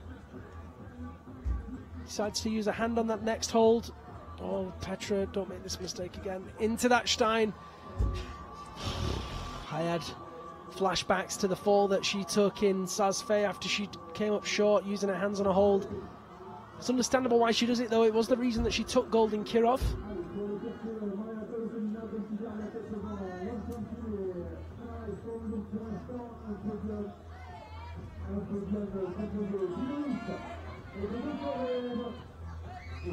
Right leg over left hand into the figure 4 to make clip number 10. There's a big Swiss contingent here, and you can hear them cheering on their teammate. Yeah, indeed, there's a lot of the Swiss athletes made it over to Champagny, which is great to see. And disappointingly few in the finals, but great that the two that did make it through qualified in first place. Yannick Glattard and Petra Klingler, both first place qualifiers today.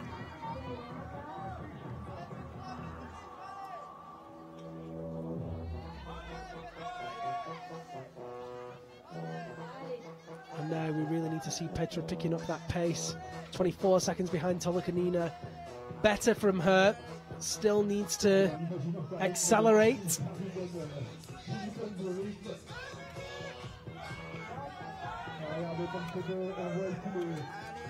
Looking for those placements. Yeah, really nice flick of the feet. Skipping those feet across the ice. Has the power to rely more on her arms in this steep section rather than having to kick in. Makes clip 13. Just struggles to find that placement. Come on, Petra. Reaches over and matches in the high grip. Easily down into the Stein with that. Oh, a little pop. She manages to stay on the wall. It's going to cost her some valuable power. Just looked a little bit flustered.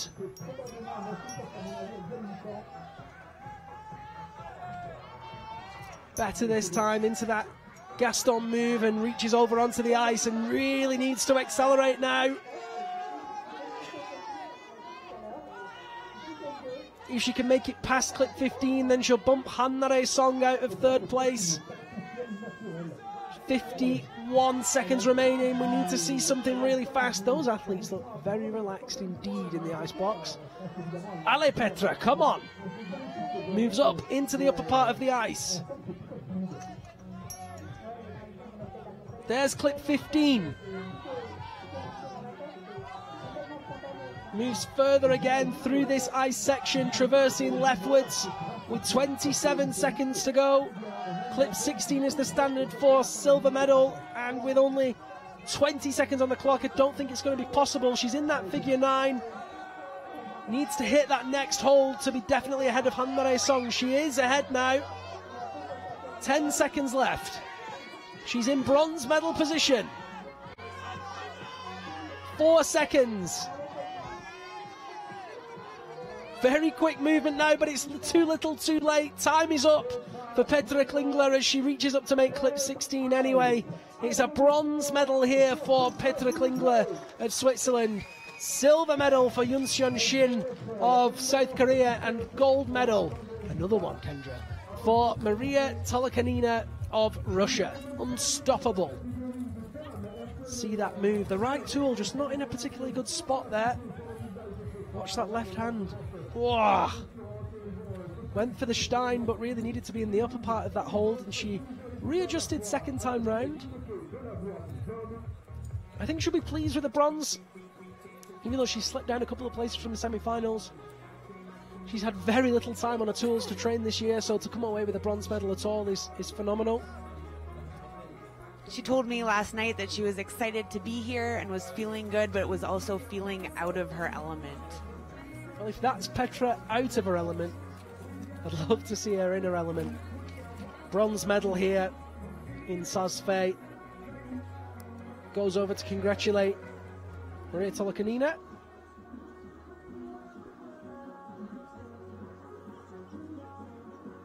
We have one more athlete.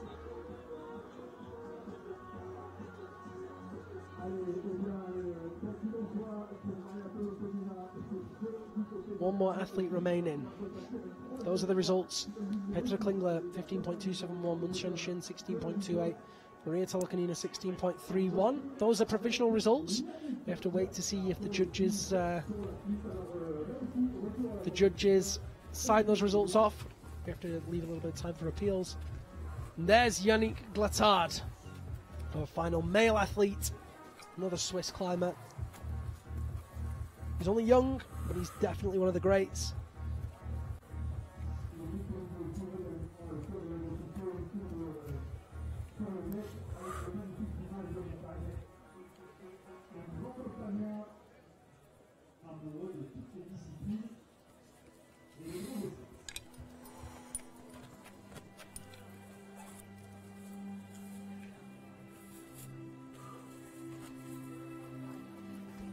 Yannick Glattard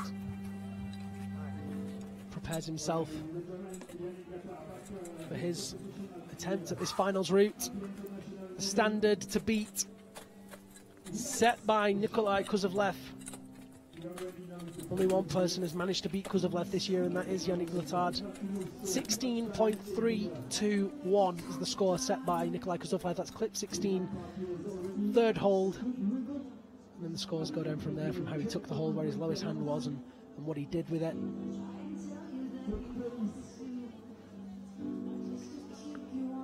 Need to see pace, need to see confidence, need to see something special from Yannick Glattard. Swiss Air has done it before. We'll see what he can make out of this finals route here tonight. I feel like at this point I should do some sort of briefing like, please place your tray tables away and put your seats in the upright position. Something like that. I'm not going to, don't worry. The exits are here. We are winding down on our time here in Europe. Only one more competition after this in the World Cup Series, Denver, in 2 weeks. Indeed, from here we go to Denver. Little break in between. Yannick Glattard slightly behind the pace so far. Mahmoud Saftarian was 1 minute elapsed when he got there. Yannick Glattard has 4 minutes 1 second on the clock.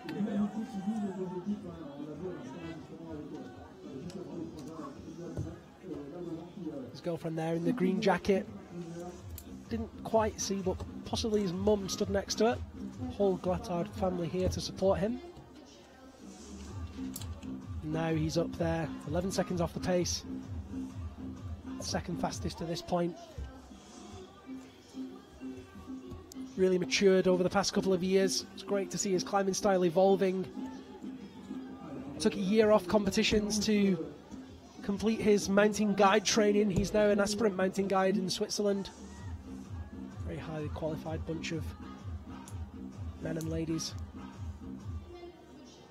He'll keep being an aspirant until he qualifies as a fully fledged mountain guide in a couple of years' time. Just behind Kuzovlev Park now, makes that next clip.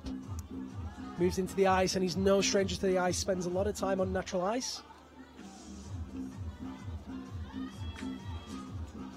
He's also still climbing on some older fusion tools, which are, I think, a little bit better in the ice than some of our modern competition tools.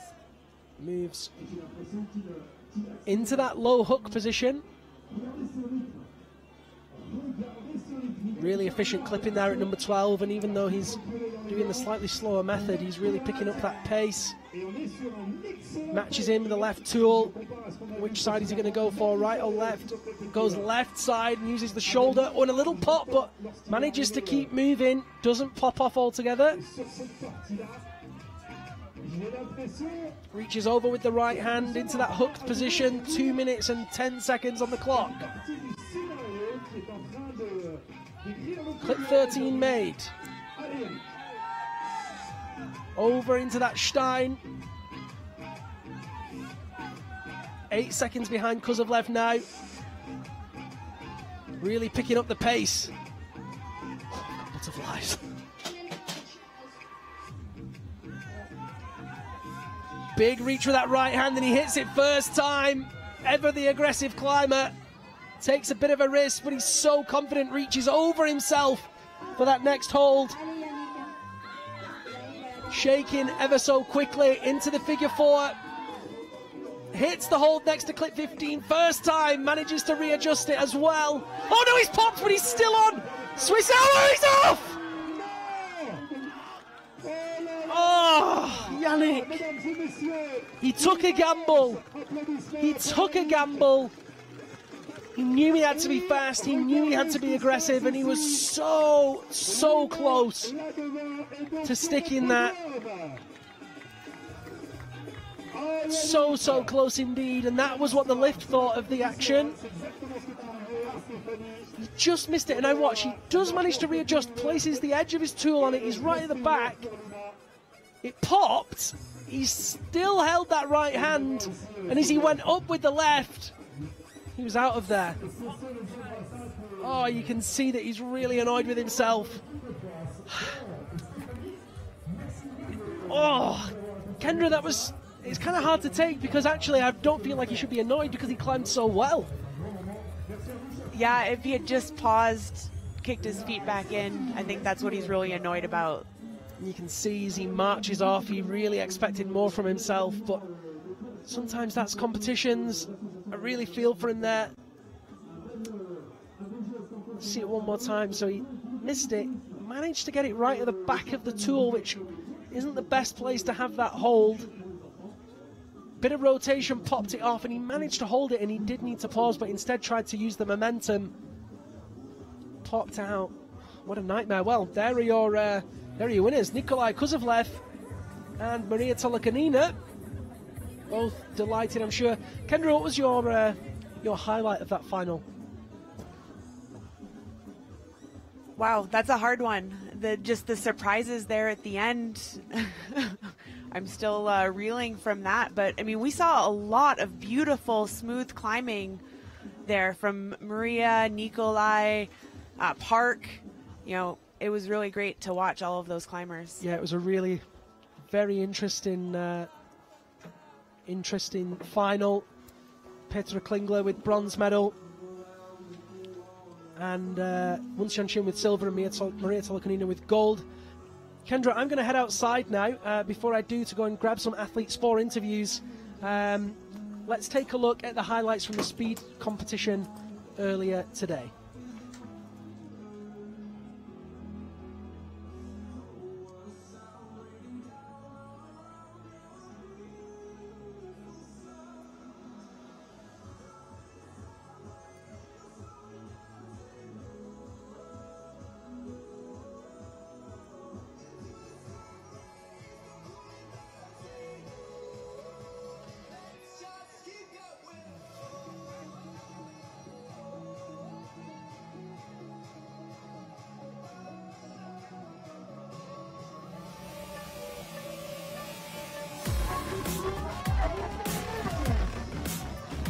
Seventh Sky, the faster of the two, both climbers with somewhat slow runs. There is a second between them, so Feoktistova needs to pull something out of the bag, and that fall means that she will have to settle for silver medal. Natalia Savitskaya takes the top in just under 10 seconds and takes her first gold medal of the season. Gets off to the faster of the two starts. Sukarev with a couple of stumbles. Niemov breaks away now. Big finish for him. Sukarev slips to the top and it's 8.2 seconds. Niemov off to the slightly slower of the two starts but accelerates even though he gets his tool stuck. Sukarev advancing now. Oh, he's close. He's left his tool. He left his tool behind and he's 8.07 for Anton Sukarev. Niemov takes the gold medal. Sukarev with the silver. What a brilliant finals run.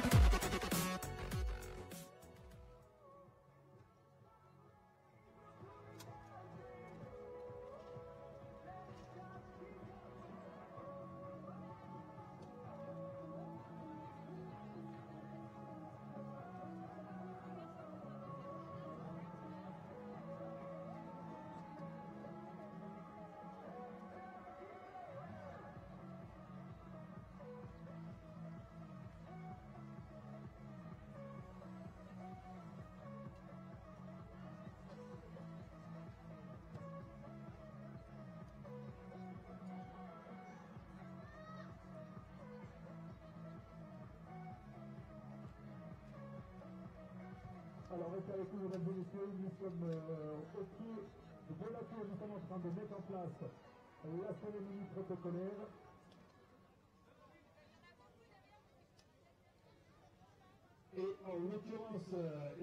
So that concludes the lead final, and before we get underway with the medal ceremony, I have Anton Niemov here, who took another gold medal, his fourth of the season in the speed competition. Anton, congratulations. Thank you. Tell us, you've been absolutely dominant so far this season. What's changed for you? What is it that you're doing better? What is it that you're doing differently?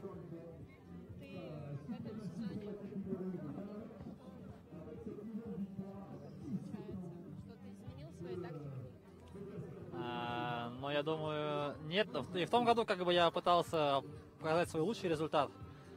Вот. Но в этом году просто как-то, наверное, удача больше на моей стороне. Думаю, как-то так сложилось. Ну и плюс, может, добавилось опыта с прошлого года. He's saying that he didn't really change anything in his training, but today and this year, it's more like he's more lucky. I don't know about luck, but certainly very, very impressive. One thing that we've noted often in those speed finals is in those moments of pressure when it really comes down to it and he has to win the duel, he appears so calm and so collected. How does he control his nerves in those situations? В финалах трудности, скорости, обычно все нервничают, ты всегда выглядишь очень такой спокойный, собранный. Да, это так. Ну, я как бы так изначально себя настраиваю, что нужно как бы, ну, успокоиться и как бы думать только о трассе, и, то есть не думать о соперниках. Настраиваться только на трассу, на прохождение трассы. Читать ее внимательно, как бы, и выполнять, как бы, то, что придумал в голове у себя, это исполнять на трассе. He's saying that he is really calm when he when he is going to climb, but he's also saying that he's working on the route and not like trying to beat someone. Smart moves indeed. Well, listen, Anton, congratulations one more time for your 4th gold medal of the season. Best of luck for the next rounds and, of course, for the World Championships in Kirov. Еще раз скажи. Поздравляю еще раз. Ну я знаю, спасибо, но он говорит про Киров еще. Киров, да, встретимся. Да, в Кирове встретимся. Да.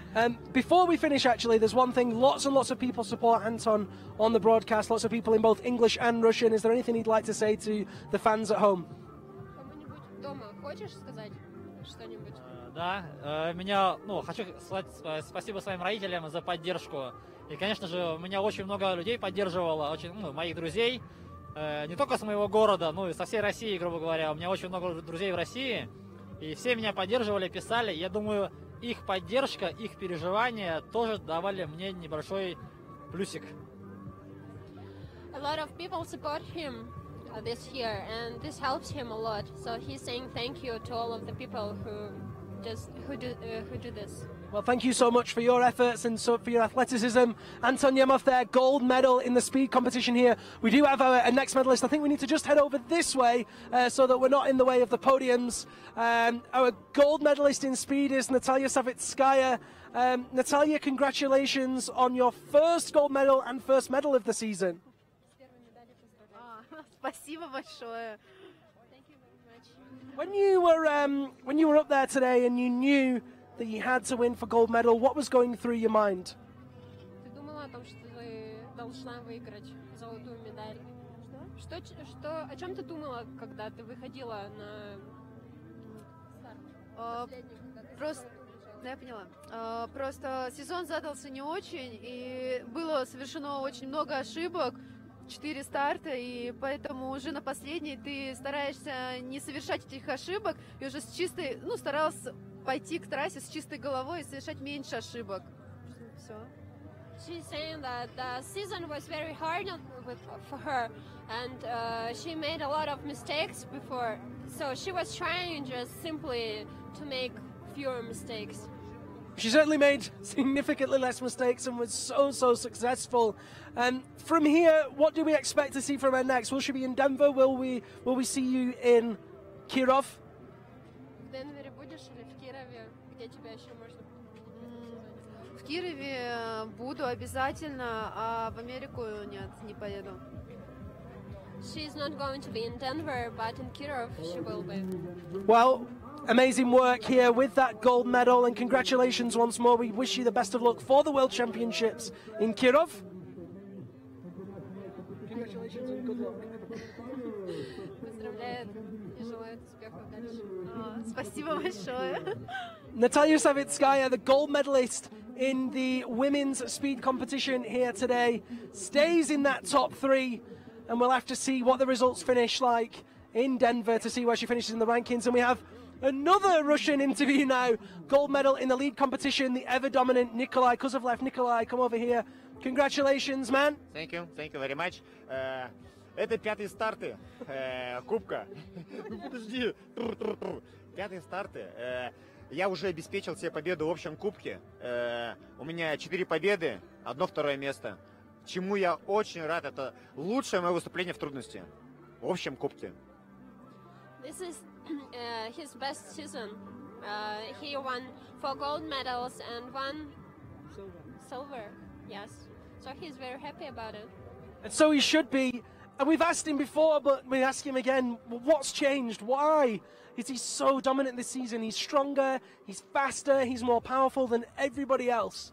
Что изменилось? Почему ты доминируешь в этом сезоне? Наверное, появилась какая-то уверенность. Не бывает так, чтобы раз и ты постоянно выиграешь. Это упорный труд, большая работа проделанная. Ну и, наверное, какая-то появилась стабильность, уверенность. Наверное, за те годы, что неудачных выступлений приобрел, наверное, вот эту долгожданную стабильность, чему я очень рад. He trains a lot, and he is. Я забыла, что ты сказал. Стабильность приобрел. He's feeling more consistent right now and more. Забыла уверенно. I forgot the words. I'm sorry. It's okay. Hey, more consistent, a lot of training. That's 2 good answers. The thing that I'm really interested to know is 4 gold medals. Where does he go from here? To Denver. And what's next? More gold medals? World Championship? Будет медаль золотая? Что? Будет золотая медаль, чемпионом станешь? Да, впереди у нас победу в Кубке одержал, но впереди самый важный старт сезона. Он проходит раз в 2 года. Это чемпионат мира, который будет проходить в марте в городе Киев в России.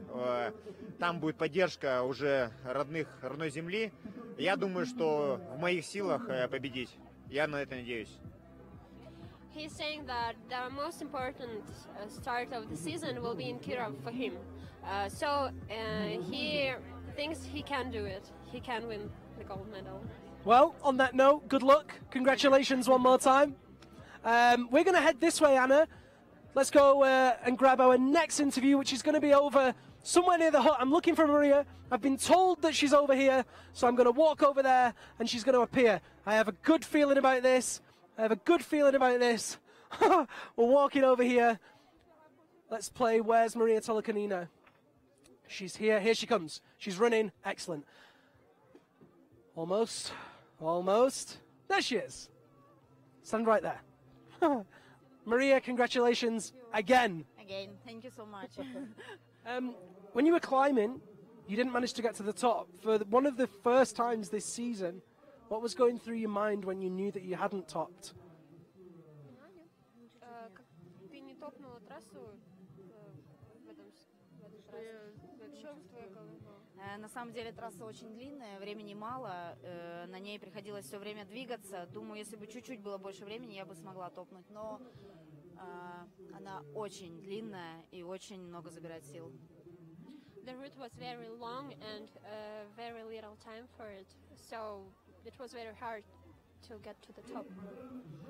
A quick word about the semi-finals. Obviously, it was a tricky situation because 9 women managed to top the route. What were your thoughts on the route setting here overall, and also on that semi-finals? Что о подготовщиках можешь сказать с трассы? На самом деле это не очень хорошо для спортсменов, когда есть много топов на трассе. Хотелось бы избежать таких моментов и делать более сложные трассы, потому что уровень спортсменов уже намного выше. She's not very happy about the situation in the semi-finals. She's saying that it would be better if the routes were a little bit more difficult, so that there wouldn't be this situation like 9 tops and one girl isn't in the final. This is the penultimate round of the season. We have 1 more to go. You already have 4 gold medals. Can it be a 5th and a world championship? Я буду стараться и делать все для этого. She will be trying. I'm sure she will. Well, listen, Maria, congratulations again. 4 gold medals. Absolutely sensational stuff. We have 2 more interviews. We've managed to get hold.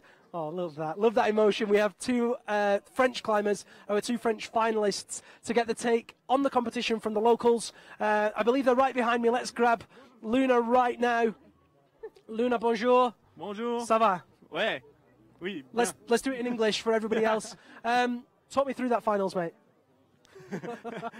Yeah, it was awesome for me. Yeah, I just climbed my best, I think. Like a few mistakes, a few quick draws. I didn't manage to clip the first time. But yeah, I'm very happy for my first podium here in Champagny at home, and just amazing. Yeah, you climbed so well. It was so exciting to see you moving through it. And, you know, definitely with the... with those little mistakes and refinements, Kendra and I were very critical in the broadcast, but not in a bad way. You know, just in like, we'd be so excited to see what you've got when you manage to just dial those little things in. What do you train from here? What is it that you're going to try and improve? From now, like, okay, so I don't know. I think those kind of mistakes were not really due to a bad training or something. Like, you know, clip a quick draw is just a matter of luck sometimes, so I was quite pumped and the quick draw just turned, and yeah. After that, I didn't make so many mistakes in my climbing, really. Maybe I could have been more efficient and more, like, faster sometimes, for sure. But otherwise, I think I'm just gonna train more and more to go, not stay in the 3rd place. I want to win. Well, it's great to hear. And a quick word about this crowd here. They were so supportive of you. How important is it to have a crowd like this? Yeah, actually, it really depends. Sometimes I hear what everything goes outside, like cheering and stuff. And sometimes I don't hear it at all. But this comp, I really heard a lot of cheering, and like when they tell me the time, I left on my climbing, and that really helps. That gets me motivated and keep climbing fast, even when you are like at the last part of your route and you're pumped and tired, and you gotta keep moving, because you know a second just to clip the creek draw and you're third in that second. Yeah, and that is literally the detail that we went into, you know, those few seconds. Yeah. Listen, Luna, thank you so much for your performance, for joining us for the interview, and of course for the interview that we did the other day. Really looking forward to seeing that. You can see that live. Enjoy your podium moment. Thanks, man. We do have Marion Thomas now for a quick chat. She's right there. Let's get her over here. Marion, bonsoir. How are you feeling? I'm happy. Yeah, happy to climb here in the final with all the crowd, French team, and yeah, it was very crazy. That was going to be my first question. The crowd were sensational when you were climbing. How much do they improve or influence your performance? Well, I think they influence a lot because yeah, it's crazy when you have all your family, friends, and yeah, they all came here, and so you just want to do your best just to they could be proud, and yeah, it's so much positive waves, and I love it. Let's talk about the route itself and your actual climbing. What did you think of your performance here tonight?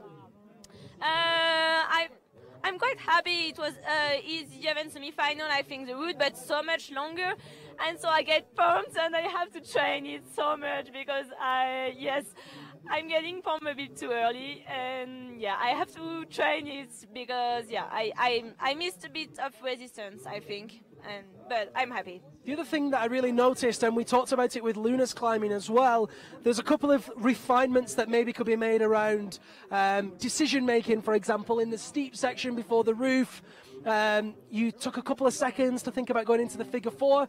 How do you go about training those things? Is that just purely competition experience, or is that something that you work on with your coach?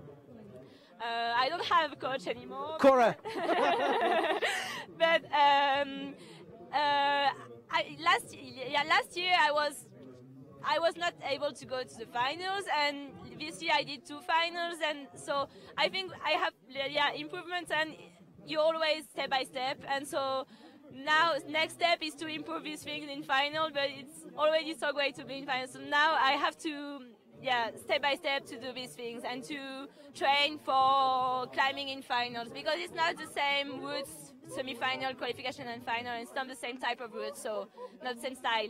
So I have to, I know what I have to train, and I will do it.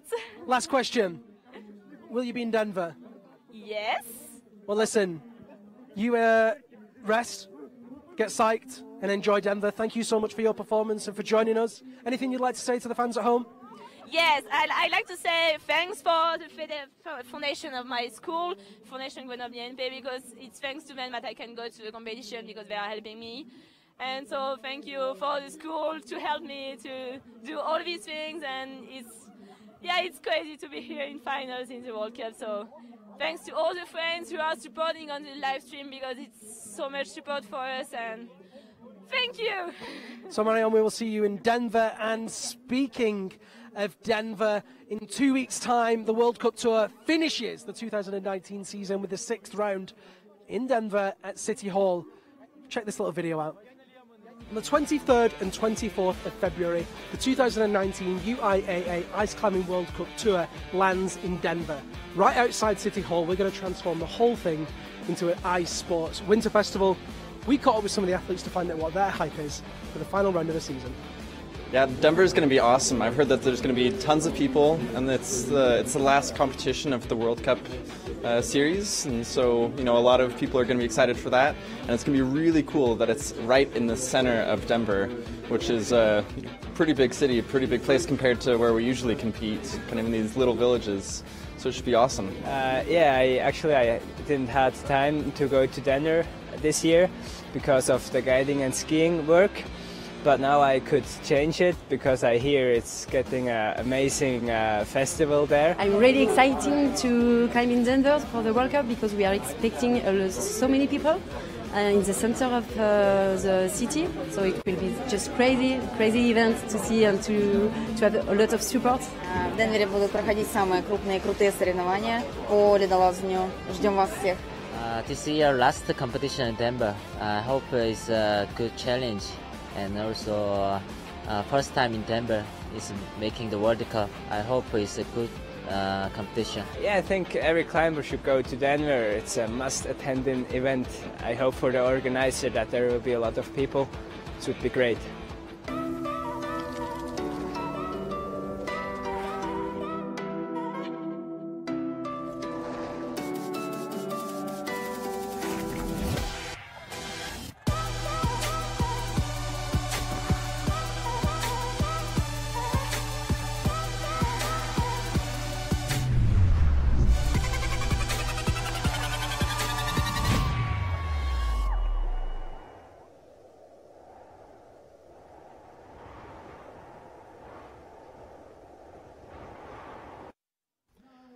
Well, if you're not excited by that, then more fool you, because let me tell you, it's going to be a brilliant season finale. Athletes from all over the world will descend on Denver, and we're expecting crowds of between 10 and 20,000 people at that incredible ice festival in downtown Denver, one of the main cities in the USA. Interesting fact, one of the busiest airports in the world, if not the busiest, I think, by number of aircraft that travels through it. Google it. There's your female speed podium. That will be happening in just a second. We're just waiting for the announcer to fire up. In third place, bronze medal goes to Valeria Bogdan of Russia.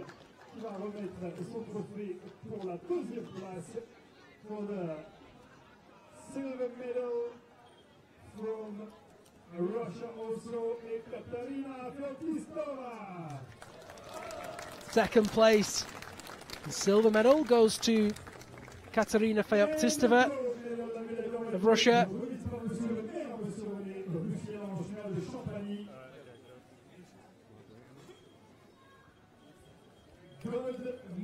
With that silver medal, Feoktistova now sits in fourth place, 284 points. Amazing recovery after almost 3 weeks of hospitalized sickness. The first gold medal for Natalia Savitskaya this year. She took a bronze back in Switzerland. Now sits in second place, tied with Maria Tolokanina behind Ekaterina Kosheva, who still holds on to that first place, the fourth ranking here in France. We'll now have the Russian national anthem.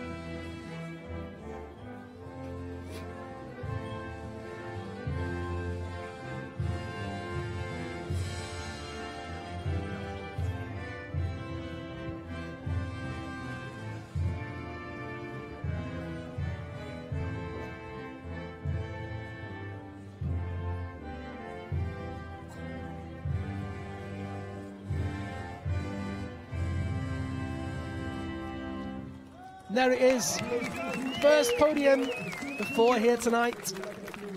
All Russian in the speed competition. Third place, Valeria Bogdan, bronze medal. Second place, Ekaterina Feoktistova with silver medal. And first place, Natalia Savitskaya with gold medal.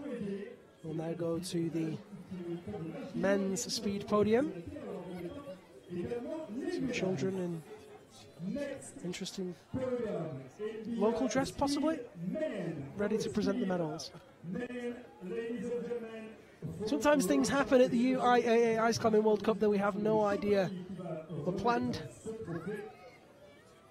In this case, that's that. Here come our male athletes. Bronze medal goes to Vladislav Yudlov. Third place in bronze medal goes to Vladislav Yudlov. He now sits in second place in the overall rankings with 361 points.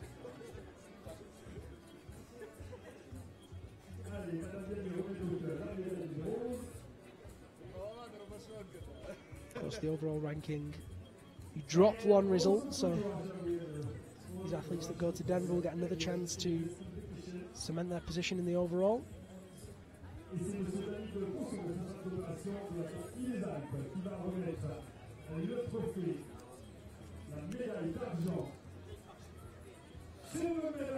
Silver medal, his second of the season and third medal in total, the Predator, Anton Sukarev.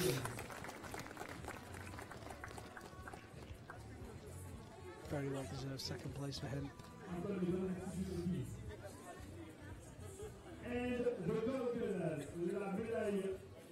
First place, and for the fourth time this season, gold medal. It goes to Anton Nemov.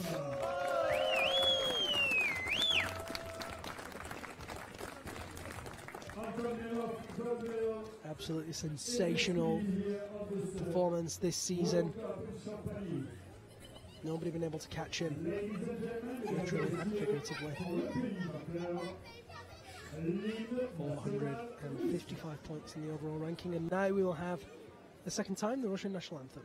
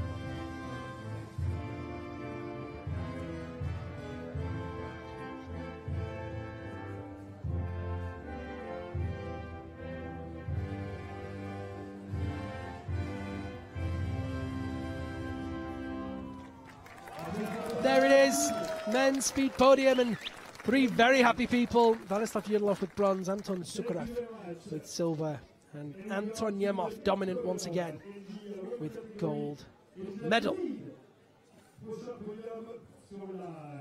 Niels Golotin in the background there, sorting out the prizes, the main organiser. And the man with the microphone and the goggles, which seems somewhat extreme, is Philippe Jean Lambert, the speaker for this weekend's event. And now it's time for the women's lead podium. And the bronze medal goes to Switzerland, Petra. Third place and bronze medal goes to Petra Klingler of Switzerland. Amazing work from her.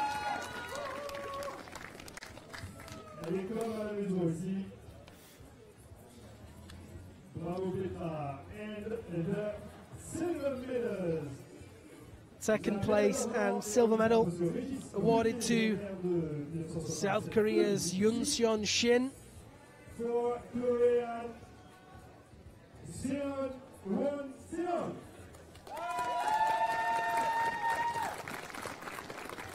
Yoon Shin there presented the silver medal in the women's league competition.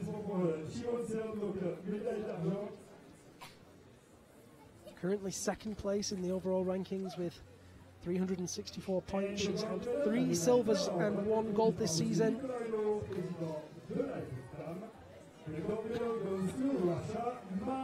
Once again, completely dominant. Ice Queen reigns supreme. Maria Tolokonina takes her 4th gold medal of the season, 440 points. Keeping her in the top spot in that overall ranking, and in just a few moments' time, we'll have the third time this evening the Russian national anthem. Thank you, ladies. the national anthem of the winner country, l'hymne national du pays vainqueur, l'hymne russe.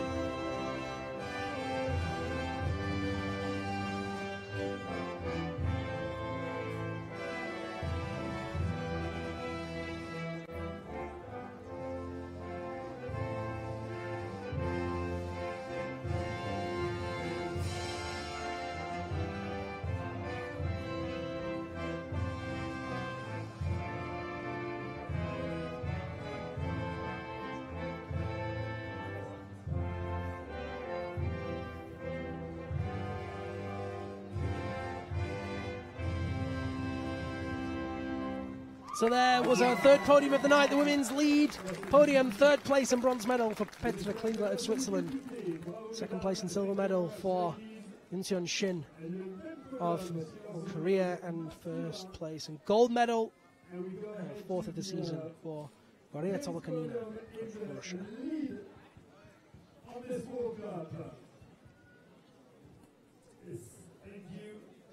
And here comes the men's podium.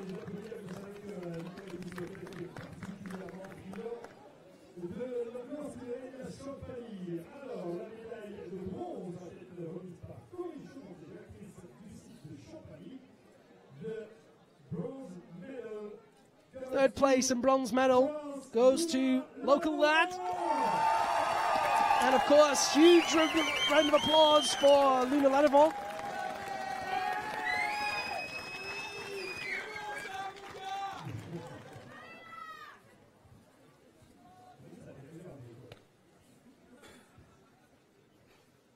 The result puts him now into 11th place overall.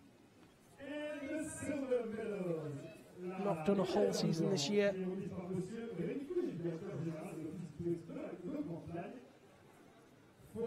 Second place, silver medal goes to Hyung Park. Remains in the second place overall. 3 silver medals this season now. Unable to pass Nikolai Kuzovlev. Excellent work from the Korean Ice King. The gold medal, the winner here of this World Cup in Champagny, The gold medal in first place. Absolutely dominant. 4 golds and 1 silver. This one in Champagny just as important as the others, and you see that emotion. Nikolai Kuzovlev takes the gold here in Champagny-en-Valois.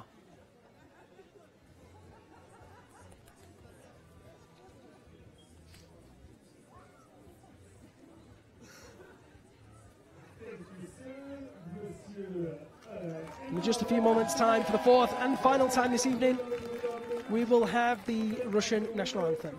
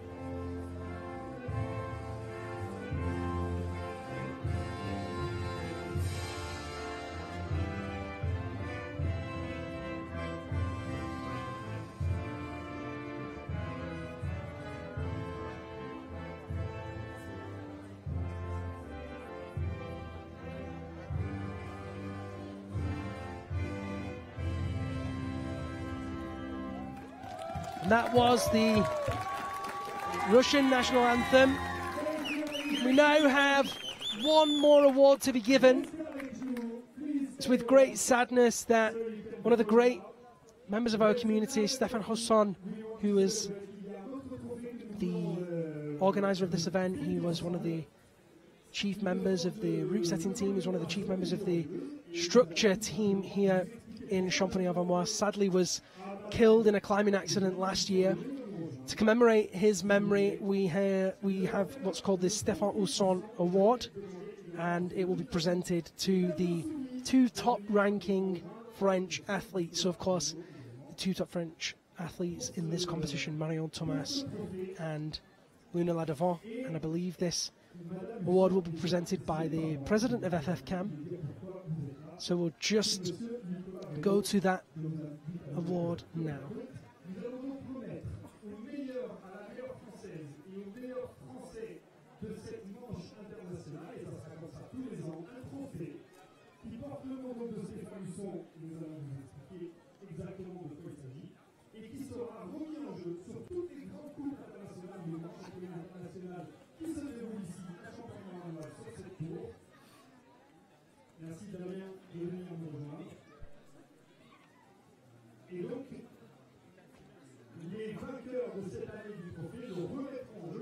So now the members of the Champagny Ice Experience team coming forward to present that award.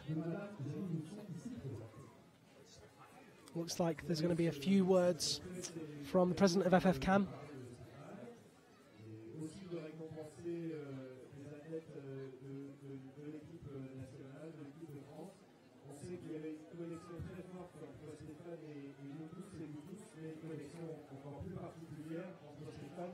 Et les membres, les athlètes français de cette équipe. Et Janine Husson, c'est non seulement la maman de Stéphane, mais c'est pas que la maman de Stéphane. C'est quelqu'un qui est dévoué, qui est passionné et qui, depuis de nombreuses années, depuis presque toujours, est engagé aux côtés du club alpin français d'Albertville et a à cœur toutes les semaines, toute l'année, de transmettre sa passion pour la montagne, en particulier de former les plus jeunes.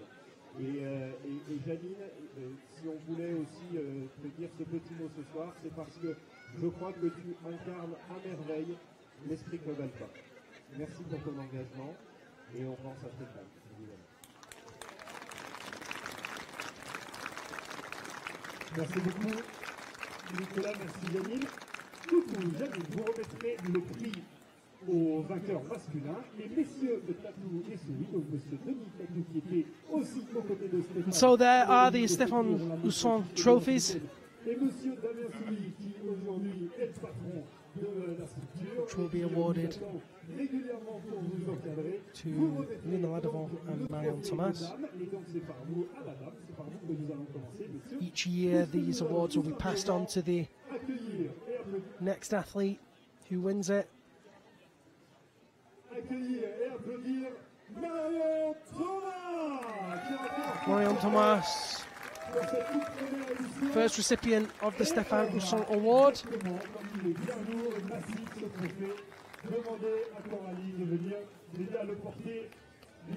Couragerie up there with her as well.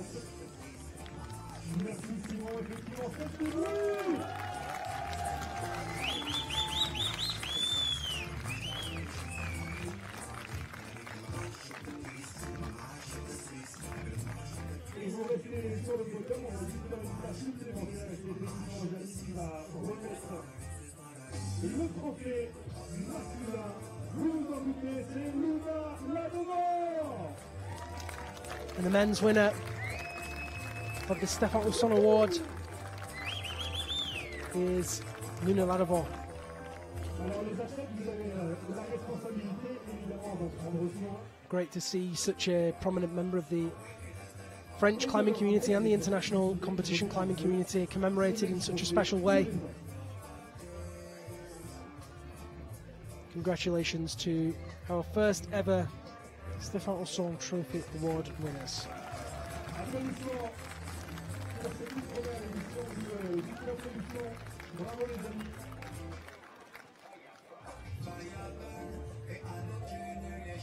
Merci pour ce podium, merci à vous, mesdames et messieurs. And that's all of our awards for the evening. And so now we have a few last bits and pieces to share with you. Let's take a quick look at the men's lead results. That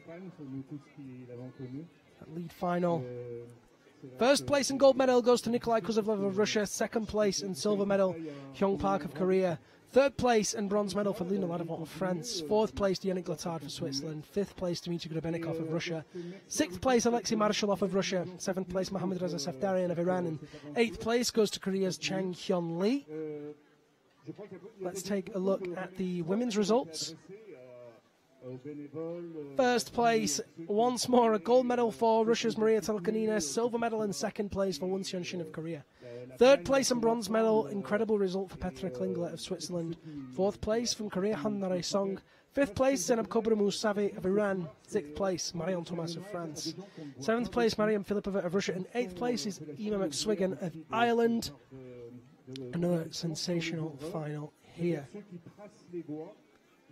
Just to recap, if you do want to get in touch with us here, you can do it whilst we're live, and you can do it when we're off air as well. Couldn't be easier to do. Use that hashtag UIAA Ice Climbing. You can do that on Twitter, Facebook, Instagram, and we will do our best to share that hashtag where possible. If you want to contact me personally, it couldn't be easier. Search for @Liam Lonsdale on any of the social media platforms. You can send me a direct message or a comment, tag me in your posts, whatever you see fit.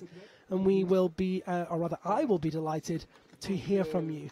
That pretty much concludes our competition here in Champagny-en-Valois, the fifth and penultimate round of the 2019 UIAA Ice Climbing World Cup. And from here, in 2 weeks' time, we will finish the season in Denver, Colorado. The date is on your screen right now. Make sure you tune in. Do not miss that one. I'd like to take this opportunity to say a huge thank you to our sponsors. The title sponsor of the World Cup is Outdoor Research. Without them, it would not be possible. Big thank you to our broadcast partners, QTV. As always, they've done a sensational job in adverse conditions. Big thank you to everybody that tuned in today. You guys at home make this broadcast what it is. You are very special, and I love hearing from you during the broadcast. It's thank you from me, Liam Lonsdale. Whatever it is that you're doing for the rest of the day, do it safely and do it with heart. Thank you, and good night.